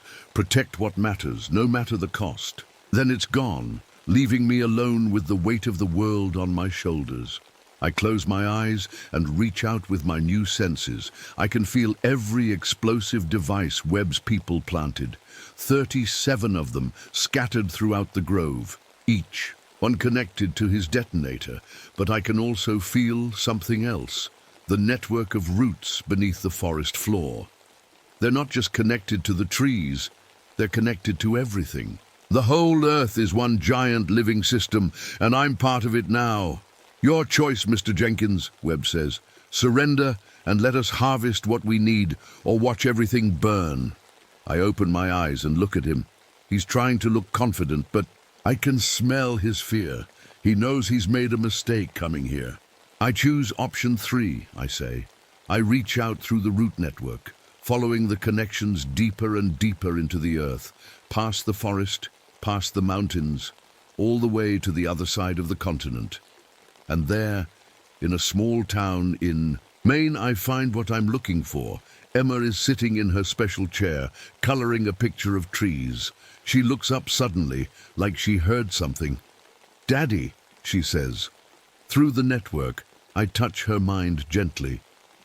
I'm here, sweetheart. Are you okay? You feel different. I'm fine. I'm exactly where I need to be. Are you coming home? My heart breaks a little.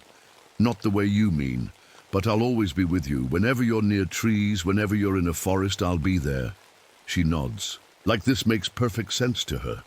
Will I see you again, someday, when you're ready? Am I going to be like you? I want to lie to her, to tell her she'll have a normal life, but she deserves the truth. Maybe, but not yet. You get to be a kid first. You get to grow up and make your own choices. I love you, Daddy. I love you, too, Emma. More than all the trees in all the forests in the world. I pull back from the connection and open my eyes. Webb is still standing there with his detonator, waiting for my answer. Well, he asks, I already gave you my answer. Before he can react, I reach out through the root network and disable every explosive device at once. The forest shows me where each wire connects, and I send a pulse of energy through the earth. That shorts out every circuit. Webb presses the button on his detonator. Nothing happens, he presses it again. Still nothing. That's not possible, he says. You forgot something, I tell him. You're not dealing with just one guardian anymore. You're dealing with the whole forest, and the forest doesn't like visitors who come here with bombs. The trees close in around Webb and his soldiers, not to hurt them but to hold them. Branches wrap around their arms and legs like gentle restraints. What are you going to do to us? Dr. Vance asks. Nothing, but you're going to do something for me. I reach into Webb's mind and Dr. Vance's and all the soldiers. It's easier than I thought it would be. Human minds are simple compared to the complex network of the forest. You're going to forget about this place, I tell them. You're going to forget about anchor points and reality harvesting and everything else you came here for. You're going to go back to your offices and find new jobs, better jobs, jobs that help people instead of hurting them. Their eyes go blank for a moment. When they focus again, they look confused. Where are we?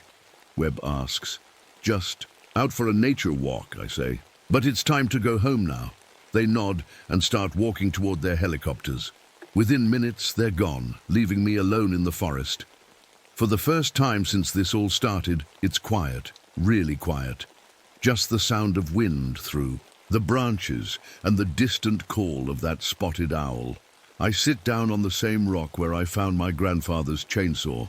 The chainsaw is gone now, probably faded away when the old guardian died. But I can still feel his presence sometimes, and my great-grandfathers and all the other guardians who came before me. Being a guardian isn't what I expected. I thought it would be lonely, but it's not. I'm connected to everything now. Every tree, every animal, every blade of grass. And through them, I'm connected to Emma. She visits me sometimes, not in person but in dreams. She tells me about school and her friends and the new treatments that are helping her walk better. The doctors say her condition is improving in ways they can't explain.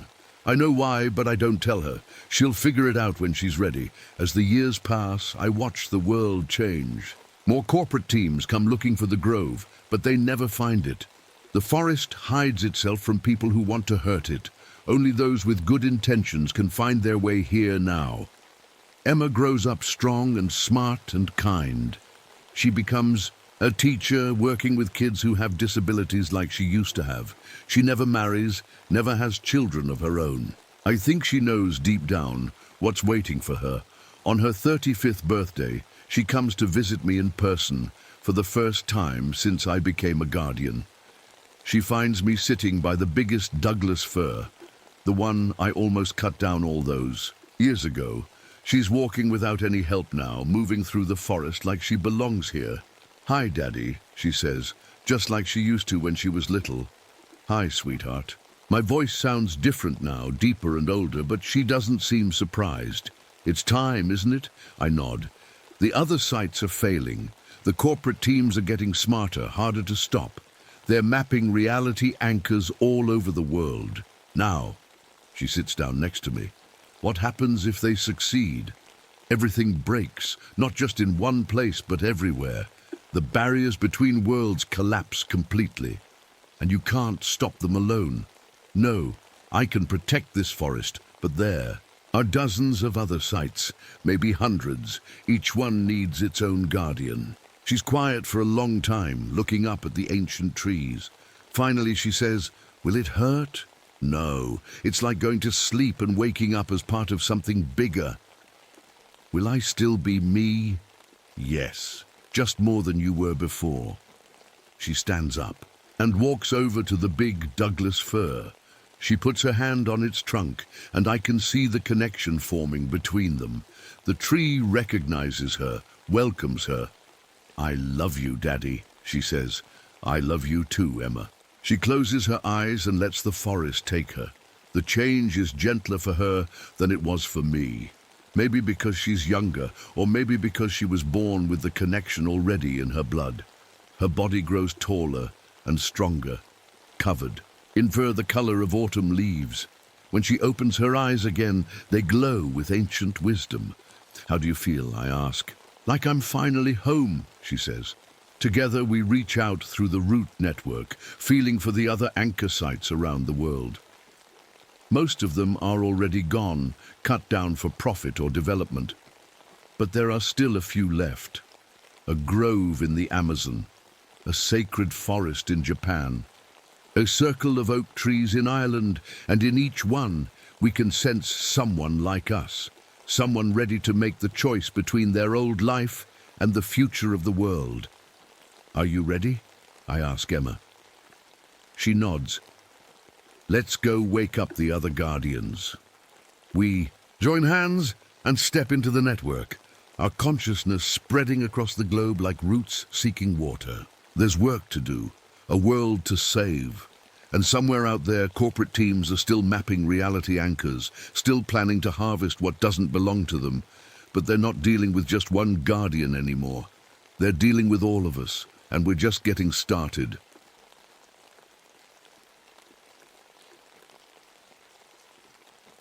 My name is Robert Steele, but everyone calls me Buck. I'm 45 years old, and I used to ride bulls for a living. That was a long time ago, before everything went wrong. Before Danny died. I'm making these recordings because I might not make it out of these mountains alive.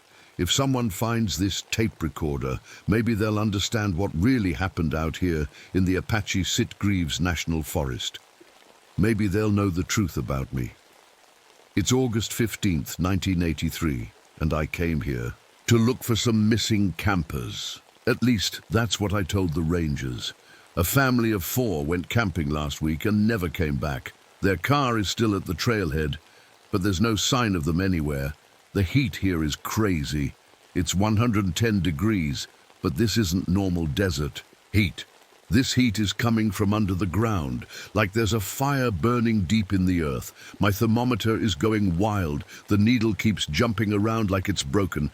I brought my dog Ranger with me. He's a good hunting dog, been with me for 8 years, but he's acting strange. He keeps whining and looking over his shoulder like something's following us. His ears are always up, listening to sounds I can't hear. The forest is too quiet. There should be birds singing, insects buzzing, squirrels running around. But there's nothing, just this heavy silence that makes my skin crawl. Even the wind seems afraid to blow through these trees. I keep hearing things, though. Footsteps that aren't mine. Branches breaking when no one's there. And sometimes I hear a voice calling my name. It sounds like Danny, my boy who died 3 years ago. But that's impossible. Danny's dead. I made sure of that. The trails keep changing too.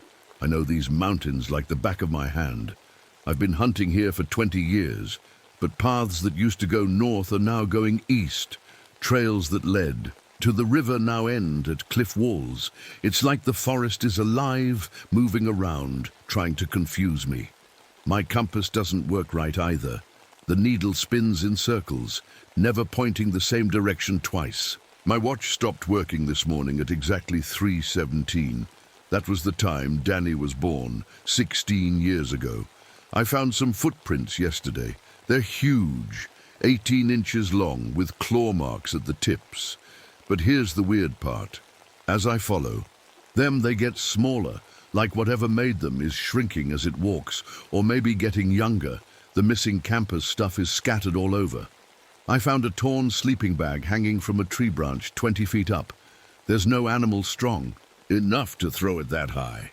I found a cooler smashed to pieces, like something with incredible strength got angry and destroyed it. But the strangest thing is the smell. It's the smell of something dead, something that's been rotting in the sun for days. The smell gets stronger. When I think about Danny, when I remember that night 3 years ago when everything changed, I keep telling myself I'm here to find those missing people. I keep pretending I'm the good guy, the hero who saves the day. But deep down, I know the truth. I'm not here to save anybody. I'm here because something called me. Something that knows what I really am. Something that knows what I did to my own. Sun.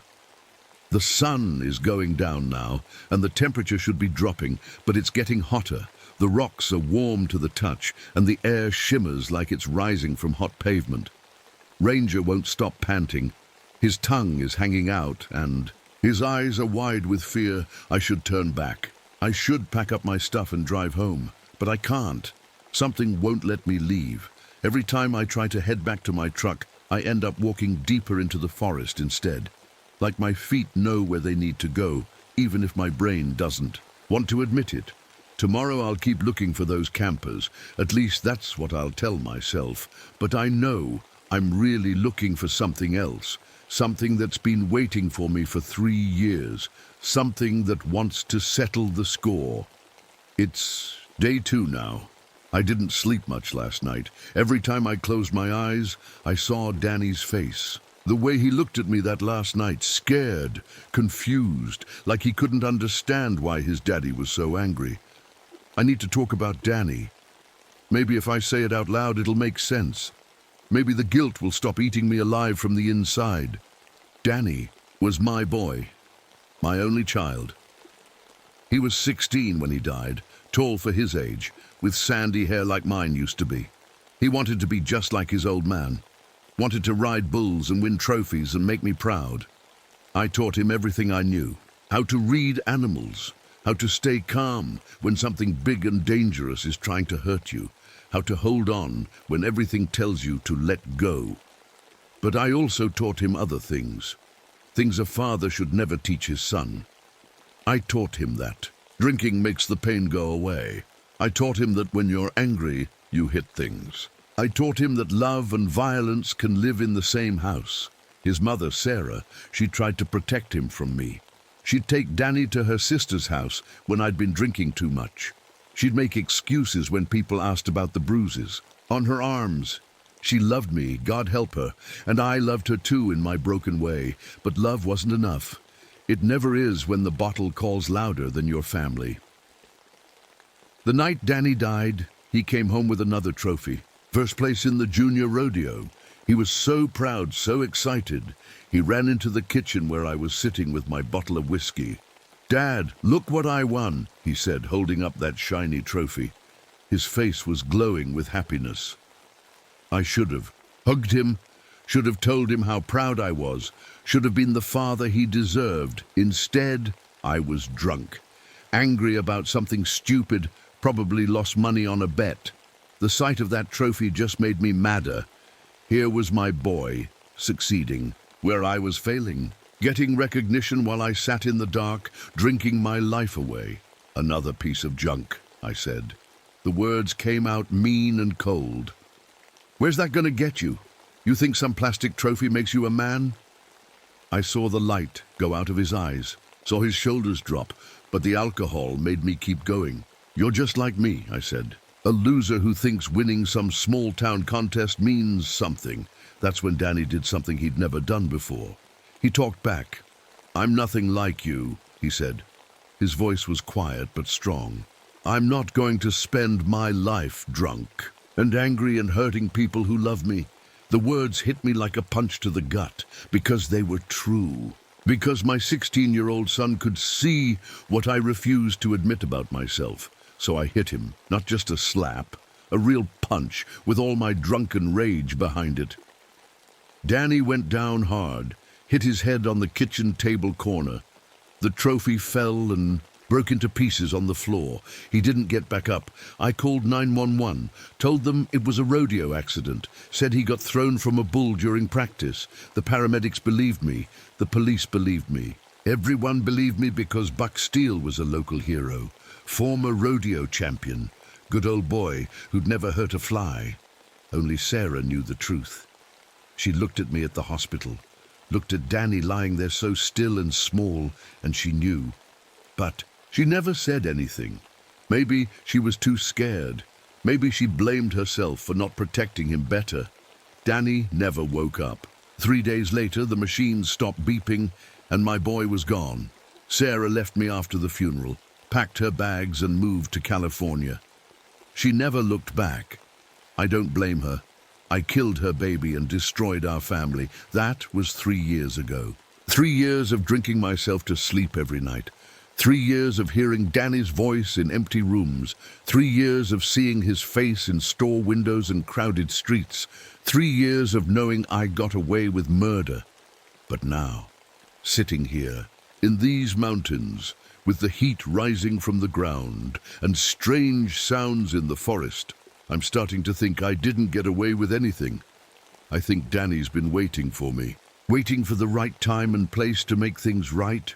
The footprints I found today were smaller than yesterday, about the size a 16-year-old boy would make, and they're leading me somewhere specific, somewhere I've been before, toward the old mine where I used to take Danny hunting, where I taught him to track animals, where I showed him how to be patient and wait for the right moment to strike. The same mine where I buried pieces of evidence from that night. Danny's real trophy. The one he died holding, the one with his blood on it. I think my son is calling me home. Day 3. I'm deeper in the forest now than I've ever been. The trail I've been following doesn't exist on any map. It's like the ground just opened up and created a path for me to walk on. Ranger is getting worse. He won't eat his food anymore, just sits there staring at me with those sad brown eyes, like he knows something terrible is going to happen. Sometimes he walks ahead of me, then stops and looks back, whining, like he's trying to lead me away from where we're going. But I can't turn back. Not now. The heat is getting stranger. It comes in waves, like someone opening and closing an oven door. 1 minute I'm sweating, the next minute I'm cold. The trees around me look sick. Their leaves are brown and curling up, even though it's still summer. I found something this morning that made my blood run cold. Scratches on a tree trunk. They're about 5 feet off the ground, exactly Danny's height. The marks look fresh, like someone just made them with their fingernails, but they're too deep to be fingernails. These scratches go into the wood about 1 inch. Whatever made them was strong, really strong. I keep hearing voices now, not just Danny's voice, but other voices too. A woman crying, a man shouting for help. Children laughing, then screaming, the missing campers maybe. Or maybe my mind is just breaking down. The sounds always come from just ahead of me, around the next bend in the trail. But when I get there, there's nothing, just more trees and rocks and that smell of something dead. My water tastes funny. It's warm, even though I filled the bottles from a cold stream this morning, and there's a metallic taste to it, like blood. But I have to keep drinking. The heat is sucking all the moisture out of my body. I tried to use my radio today to call for help, not because I want to be rescued, but because I wanted to hear another human voice, something normal and real. But all I got was static. And underneath the static, I swear I heard Danny whispering my name. Dad, Dad, why did you hurt me, Dad? I threw the radio against a tree and it broke into pieces. The footprints are definitely getting smaller now, and there are more of them. Like whoever is making them is walking slower, taking more steps. Sometimes I see handprints too, small ones, pressed into the mud beside the trail. This afternoon I found a piece of cloth caught on a thorny bush. It was blue denim, the same color as the shirt Danny was wearing when he died. I touched it and it crumbled to dust in my hands. That's when I started running. I ran for maybe an hour, crashing through bushes, stumbling over rocks, trying to get away from this place and these memories. But no matter which direction I went, I kept ending up on the same trail, the trail that leads to the old mine. When I finally stopped running, I was more lost than ever. But somehow I knew exactly where I was. The forest around me looked familiar. These were the trees Danny and I used to hunt near, the rocks where we'd sit and eat our lunch, the clearing where I taught him to shoot his first deer. Everything looks the same, but different, older, sadder, like the whole place has been waiting for me to come back. Ranger won't come near me anymore. He stays about 20 feet away following, but never getting close. When I call his name, he just whines and backs away. Even my own dog is afraid of me now. Maybe he can smell the guilt on me. Maybe he knows what I did. As the sun started going down, I made camp in a small clearing. I built a fire, even though the heat was still rising from the ground. I needed the light more than I needed to be cool. That's when I saw them. Eyes watching me from the trees, red eyes that reflected the firelight like an animal's, but they were too high up. Way too high up. I grabbed my rifle and pointed it toward the trees. "Who's there?" I shouted. "Show yourself." The eyes blinked once, slowly. Then they were gone. But I heard footsteps, heavy footsteps circling my camp. Something big was out there, just beyond the light of my fire. I could hear it breathing, deep, slow breaths like it was sleeping, or like it was trying not to make noise. I sat up all night with my rifle across my knees, waiting. The footsteps kept circling. Sometimes they'd stop right behind me, so close I could feel hot breath on the back of my neck. But every time I turned around, nothing was there. Just before dawn, when I was so tired I could barely keep my eyes open, I heard Danny's voice again, clear as day, like he was sitting right next to me. "I'm waiting for you at the mine, Dad." "I've been waiting for 3. Yes, it's time to come home." When the sun came up, I packed my gear and started walking toward the mine. I know it's a trap. I know something is waiting for me there, but I also know I deserve whatever is coming. Danny deserves his revenge, and I deserve to pay for what I did. Day 4. I found the missing campers today, or what's left of them. Their RV was flipped upside down like a toy truck, a 30-foot motorhome, and something just picked it up and threw it against the rocks. The metal is twisted and torn like paper. There are claw marks all over it, deep gouges that go right through the steel. Whatever did this is stronger than any bear or mountain lion, stronger than anything that should exist in these mountains. I found pieces of their camping gear scattered everywhere, a cooler smashed to bits, sleeping bags shredded and hanging from tree branches, a child's teddy bear with its head torn off, stuffing scattered on the ground like snow, but I didn't find any bodies, just blood. Lots of blood. The smell here is so bad I had to cover my nose with my shirt. It's not just the smell of death anymore. It's something else, something rotten and wrong, like meat that's been left in the sun for weeks. Ranger won't even come into this area. He sits at the edge of the clearing and whines. Smart dog. He knows this is a bad place. I took pictures with my camera, but when I looked at them, they were all blurry, like something was moving too fast for the camera to catch.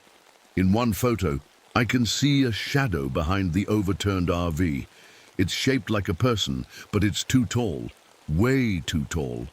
The footprints here are everywhere. They're different sizes now, some big, some small, like whatever is making them keeps changing, but they all have the same shape. Long toes with claws at the end. I followed the tracks away from the campsite.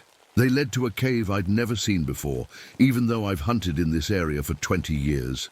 The opening is low and dark, and warm air keeps flowing out of it. Air that smells like that rotten meat smell. I called into the cave. "Hello? Is anyone in there?" My voice echoed back, but it sounded different, younger, like when Danny was little and we'd play in the basement, and he'd try to scare me by changing his voice. Then I heard something move deep in the cave, something big, scraping against the rock walls. Getting closer, I ran. I'm not proud of it, but I ran like a scared rabbit, crashed through the bushes, tripped over rocks, didn't stop until I couldn't hear that scraping sound anymore. When I finally stopped to catch my breath, I realized something awful. The whole time I was running, I could hear laughter behind me, Danny's laughter, the same way he used to laugh when we played hide and seek, and he was winning. That evening, I made camp near a small stream. The water here is cleaner, and I needed to wash the smell of that place off my hands. But even after scrubbing with soap, I could still smell death on my skin. As it got dark, I started hearing voices again, but this time they were clearer. A man's voice calling for help, a woman screaming, children crying for their mommy and daddy, the missing family. They were still alive somewhere, still calling for help. I grabbed my rifle and flashlight and followed the voices. They always seemed to come from just ahead of me, just around the next tree, but I never found anyone. Then the voices stopped, all at once, like someone had turned off a radio. That's when I saw it. Standing at the edge of my flashlight beam was something that used to be human. It was tall, maybe 8 or 9 feet, covered in dark reddish hair. Its arms were too long, hanging down past its knees. Its fingers ended in claws that looked sharp enough to cut through metal. But the worst part was its face. It had Danny's face, older, twisted with pain and anger, but definitely my boy's face. The same green eyes, the same nose that got broken when he fell off his bike at age 10. The same scar on his chin from when he cut himself shaving for the first time. "Danny," I whispered. The thing tilted its head, just like Danny used to do when he was thinking, when he was trying to figure out if I was telling the truth or lying to him. "Hello, Dad," it said in Danny's voice. But the voice was wrong, too deep, too sad. "I've been waiting for you." My hands were shaking so bad I almost dropped the flashlight. "You're not real. You're dead. You died 3 years ago." "Yes," it said. "You killed me, remember?" The thing stepped closer, and I could see it better now. Its skin was pale and stretched tight over bones that were too big. There were wounds on its chest and arms, old wounds that had never healed properly, wounds that looked like they came from being hit and kicked and thrown against furniture. "I remember everything, Dad. Every time you hit Mom, every time you came home drunk and angry, every time you promised you'd change and then did it again." "Danny, I'm sorry. I'm so sorry. I never meant to hurt you, but you did hurt me." The thing's voice was getting louder, angrier. "You hurt me my whole life, and then you killed me, and then you lied about it." I wanted to run, but my legs wouldn't move. I wanted to look away, but I couldn't stop staring at my son's face on that monster's body. "What do you want?" I asked. The thing smiled, showing teeth that were too sharp, too many. "I want you to come with me, Dad. I want to show you something." It turned and walked back into the darkness. After a few steps, it stopped and looked back at me. "Follow me to the mine, where you buried my real trophy, where you hid the evidence of what you did." Then it was gone, disappeared into the shadows, like it had never been there at all. But I knew it was real. I knew my son had come back for me, and I knew I had to follow him. Day 5. I'm not the hunter anymore. I'm the prey. It started before dawn. I woke up to find rocks arranged in a circle around my sleeping bag. Not just any rocks. They were placed in the exact pattern I used to teach Danny when we went hunting. It's an old trick to mark territory, to let other hunters know someone has claimed an area. My own son is using my lessons against me. All my gear had been moved during the night. My rifle was 20 feet away, leaning against a tree. My backpack was hanging from a branch I couldn't reach. My boots were lined up neatly by the stream, like someone had taken them off my feet while I slept, but I never heard a sound. Whatever Danny has become, he moves like a ghost. I found fresh footprints all around my camp. They circled me dozens of times while I was sleeping. Sometimes the prints were deep, like something heavy was walking.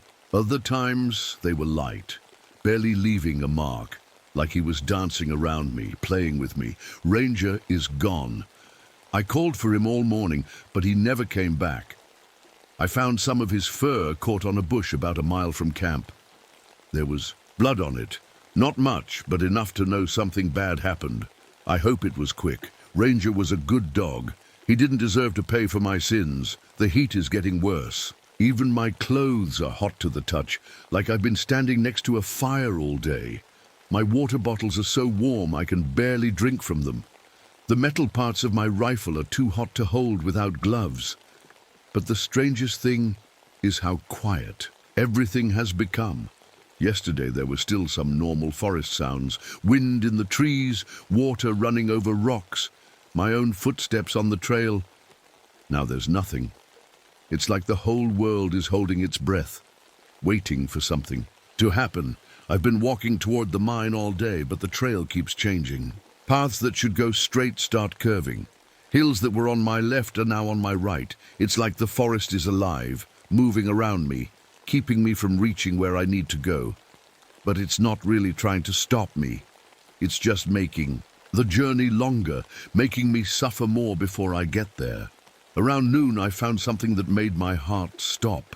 Carved into a tree trunk were words in Danny's handwriting. "Why did you lie about me, Dad?" The letters were cut deep into the wood, like someone had used a knife, but they were too high up for a normal person to reach. Danny would have had to be 8 feet tall to carve them there. I kept walking and found more messages. "Mom still cries for me. I was just trying to make you proud. Why did you hit me so hard?" Each message was carved higher than the last. By the time I found the final one, the words were 15 feet off the ground, carved into a branch I could barely see. "You're going to pay for what you did." That's when I started running again, but no matter how fast I ran, I could hear footsteps behind me. Big, heavy steps that matched my pace exactly. When I slowed down, they slowed down. When I sped up, they sped up. Like whatever was following me was mocking me, showing me that it could catch me any time it wanted. I stopped to rest by a fallen log and noticed something horrible. My shadow on the ground wasn't alone. There was another shadow next to it, much taller, with long arms and claws. But when I looked around, nothing was there. The shadow stayed with me all afternoon. Sometimes it would move independently, waving at me or pointing toward the mine. Sometimes it would put its shadow hand on my shadow shoulder, like it was trying to comfort me, like Danny used to do when I was sad. As the sun started setting, I heard my son's voice clearly for the first time since that night at the campsite. "You taught me well, Dad," he said. The voice came from everywhere and nowhere, like the trees themselves were talking. "You taught me how to track, how to hunt, how to be patient, how to wait for the perfect moment to strike." I spun around looking for him, but saw nothing. "You also taught me that the strongest predator isn't always the one with the biggest claws," the voice continued. "Sometimes the strongest predator is the one who knows his prey the best, the one who understands what they're afraid of." "Danny, please," I called out. "I know I hurt you. I know I was a terrible father. But this isn't you. This isn't who you were." "No," his voice agreed. "This isn't who I was. This is who you made me. This is what happens when a father's love turns to violence, when protection becomes destruction." A rock flew out of the trees and hit me in the shoulder. Not hard enough to really hurt me, but hard enough to sting. Then another rock and another, each one perfectly aimed, just like I'd taught Danny to throw when he was little. "Stop it!" I yelled. The rock stopped immediately. "I'll stop when you admit what you did," Danny's voice said. "I'll stop when you tell the truth." "I killed you," I said. The words came out like broken glass. "I killed my own son because I was drunk and angry and stupid. Is that what you want to hear?" "It's a start," the voice said. "But we're not done yet, Dad. We're not even close to being done." The temperature dropped suddenly, like someone had opened a freezer door. My breath started coming out in clouds, even though it had been over 100 degrees all day. "Keep walking toward the mine," Danny's voice said. "It's time to finish what we started 3 years ago." I picked up my rifle and started walking. Behind me, I could hear footsteps again. But this time, they weren't trying to hide. They were loud and deliberate, letting me know they were there, letting me know there was no escape. My son was hunting me, and he was using everything I'd ever taught him to do at day 6. I'm at the mine now, the place where it all started, the place where it's all going to end. The old copper mine has been abandoned for 50 years. Most people don't even know it exists. It's just a hole in the side of the mountain, boarded up, with old wood and rusted signs that say, "Danger, keep out." But I know every inch of this place. Danny and I used to come here when he was younger, before the drinking got really bad, before I started hitting him. We'd sit by the entrance and eat our lunch, and I'd tell him stories about the miners who used to work here. He loved those stories. His eyes would get wide when I talked about the men who went deep into the mountain looking for treasure. How? Some of them never came back out. I never told him that I used this place to hide things. things I didn't want anyone to find. The entrance to the mine is different now. The old boards have been torn away, leaving a dark opening that seems to breathe. Warm air flows out of it in steady pulses, like the mountain has a heartbeat. There are bones scattered around the entrance, old bones picked clean and white. Some look like they came from animals, others look like they might have come from people. The missing campers, maybe. Or maybe other people who wandered too close to this place over the years. I called out Danny's name, and my voice echoed back from deep inside the mine. But mixed with the echo, I heard something else. Crying. Someone crying like their heart was broken. "I'm here, Danny," I said. "I came like you wanted." The crying stopped. "Come inside, Dad," his voice said from the darkness. "Come see what you left behind." I took out my flashlight and stepped into the mine. The air inside was thick and hot, hard to breathe. The walls were covered with scratch marks, deep gouges that looked fresh, like something with claws had been living here for a long time. My footsteps echoed as I walked deeper into the tunnel. Every few steps I'd see something that made my stomach turn. A piece of clothing from one of the missing campers, a child's shoe, a pair of glasses with blood on the lenses. But I kept walking. I had to see this through. The tunnel opened into a large chamber about 100 feet down. My flashlight beam showed rock walls that stretched up into darkness. And there, in the center of the chamber, was a pile of things I recognized. Danny's real trophy, the one he won the night he died. It was cracked and stained with old blood, but still shiny in some places. Next to it was the shirt he'd been wearing. That night, the blue one his mother had bought him for his birthday, and beside that were pieces of the kitchen table, the table he'd hit his head on when I punched him. I'd broken it up and brought the pieces here, buried them deep so no one would ever find them, evidence of what I'd really done. "You kept it all," Danny's voice said behind me. I turned around and there he was, the thing that used to be my son. But he looked different now, smaller, more like the boy I remembered. The monster features were fading, and I could see more of Danny's real face. "I couldn't throw them away," I said. "They were all I had left of you." "You had nothing left of me," he said, and his voice sounded younger too, more like the 16-year-old boy he'd been. "You killed me, Dad. You killed everything good about me that night." "I know," I said. The words came out as a whisper. "I know what I did. I've known every day for 3 years. Then why didn't you tell anyone? Why did you let everyone think I died in some accident?" I looked down at my hands. They were shaking. "Because I'm a coward. Because I was afraid of going to prison. Because I didn't want people to know what kind of man I really am." "What kind of man are you, Dad?" The question hung in the air between us. I'd been avoiding it for 3 years, drinking it away, hiding from it. But now, standing in this place with my dead son's ghost, I couldn't avoid it anymore. "I'm the kind of man who beats his wife," I said. "The kind of man who drinks instead of dealing with his problems. The kind of man who kills his own child in a drunken rage and then lies about it." Danny stepped closer. In the flashlight beam, I could see tears on his face. Real tears.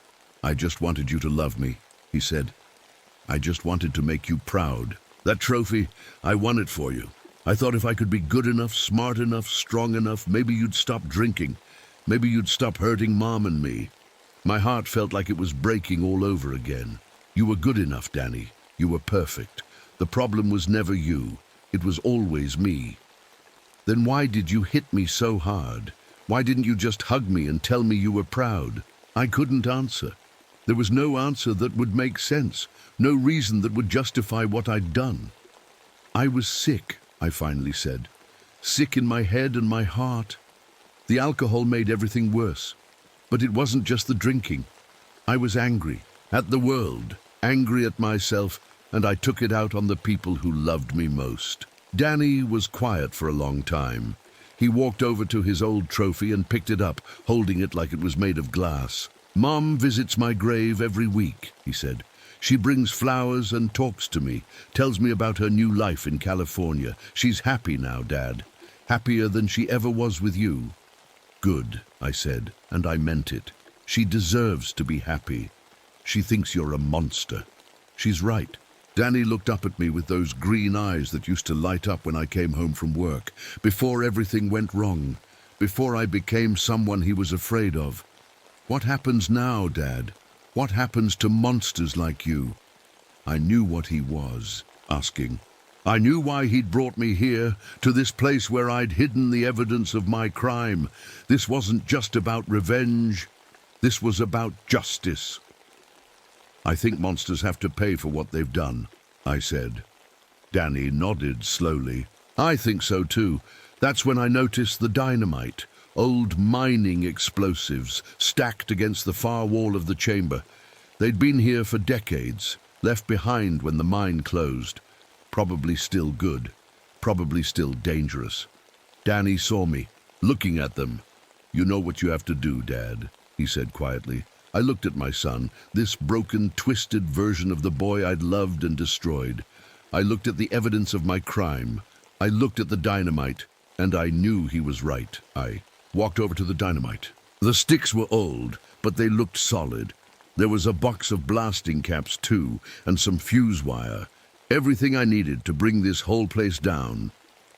Are you sure this is what you want? I asked Danny.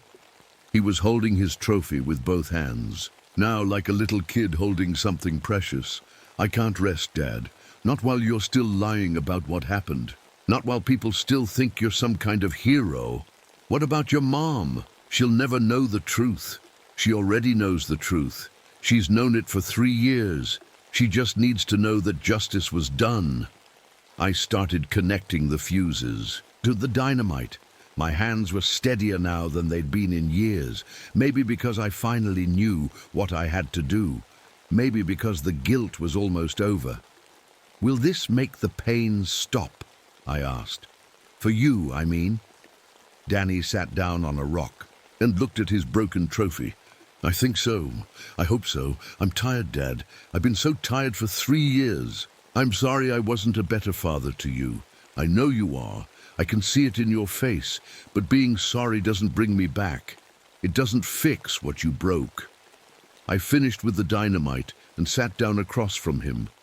We looked at each other in the flashlight beam, father and son, in the place where our story was going to end. Can I tell you something? Danny said. Anything.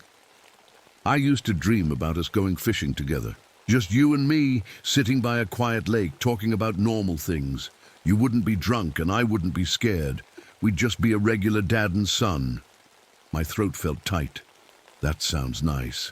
I wanted that so bad, Dad, more than trophies. Or anything else. I just wanted my daddy to love me without hurting me. I did love you, Danny. I loved you more than anything in the world. That's what makes this so terrible. I destroyed the thing I loved most. Danny wiped his eyes with the back of his hand. For a moment, he looked exactly like he had when he was little and had scraped his knee or been frightened by a bad dream. I know you loved me, he said. That's the only reason I'm giving you this chance. The only reason I'm letting you choose how this ends. I picked up the end of the fuse wire. It was long enough to give me maybe 2 minutes to get out of the mine. Long enough to run if I wanted to save myself. But I didn't want to save myself, not anymore. What if I stayed here with you? I asked. What if we finished this together? Danny looked surprised. You'd do that? You'd stay? I've been running. From what I did for 3 years. I'm tired of running, and maybe this is the only way I can show you that I'm really sorry, that I'm willing to pay the price for what I did. Danny was quiet for a long time. Then he smiled, and for just a second he looked like my happy little boy again. Okay, Dad, we'll do it together. I lit the fuse. The flame started moving slowly down the wire, giving us just enough time to say goodbye. I'm proud of you, I told Danny.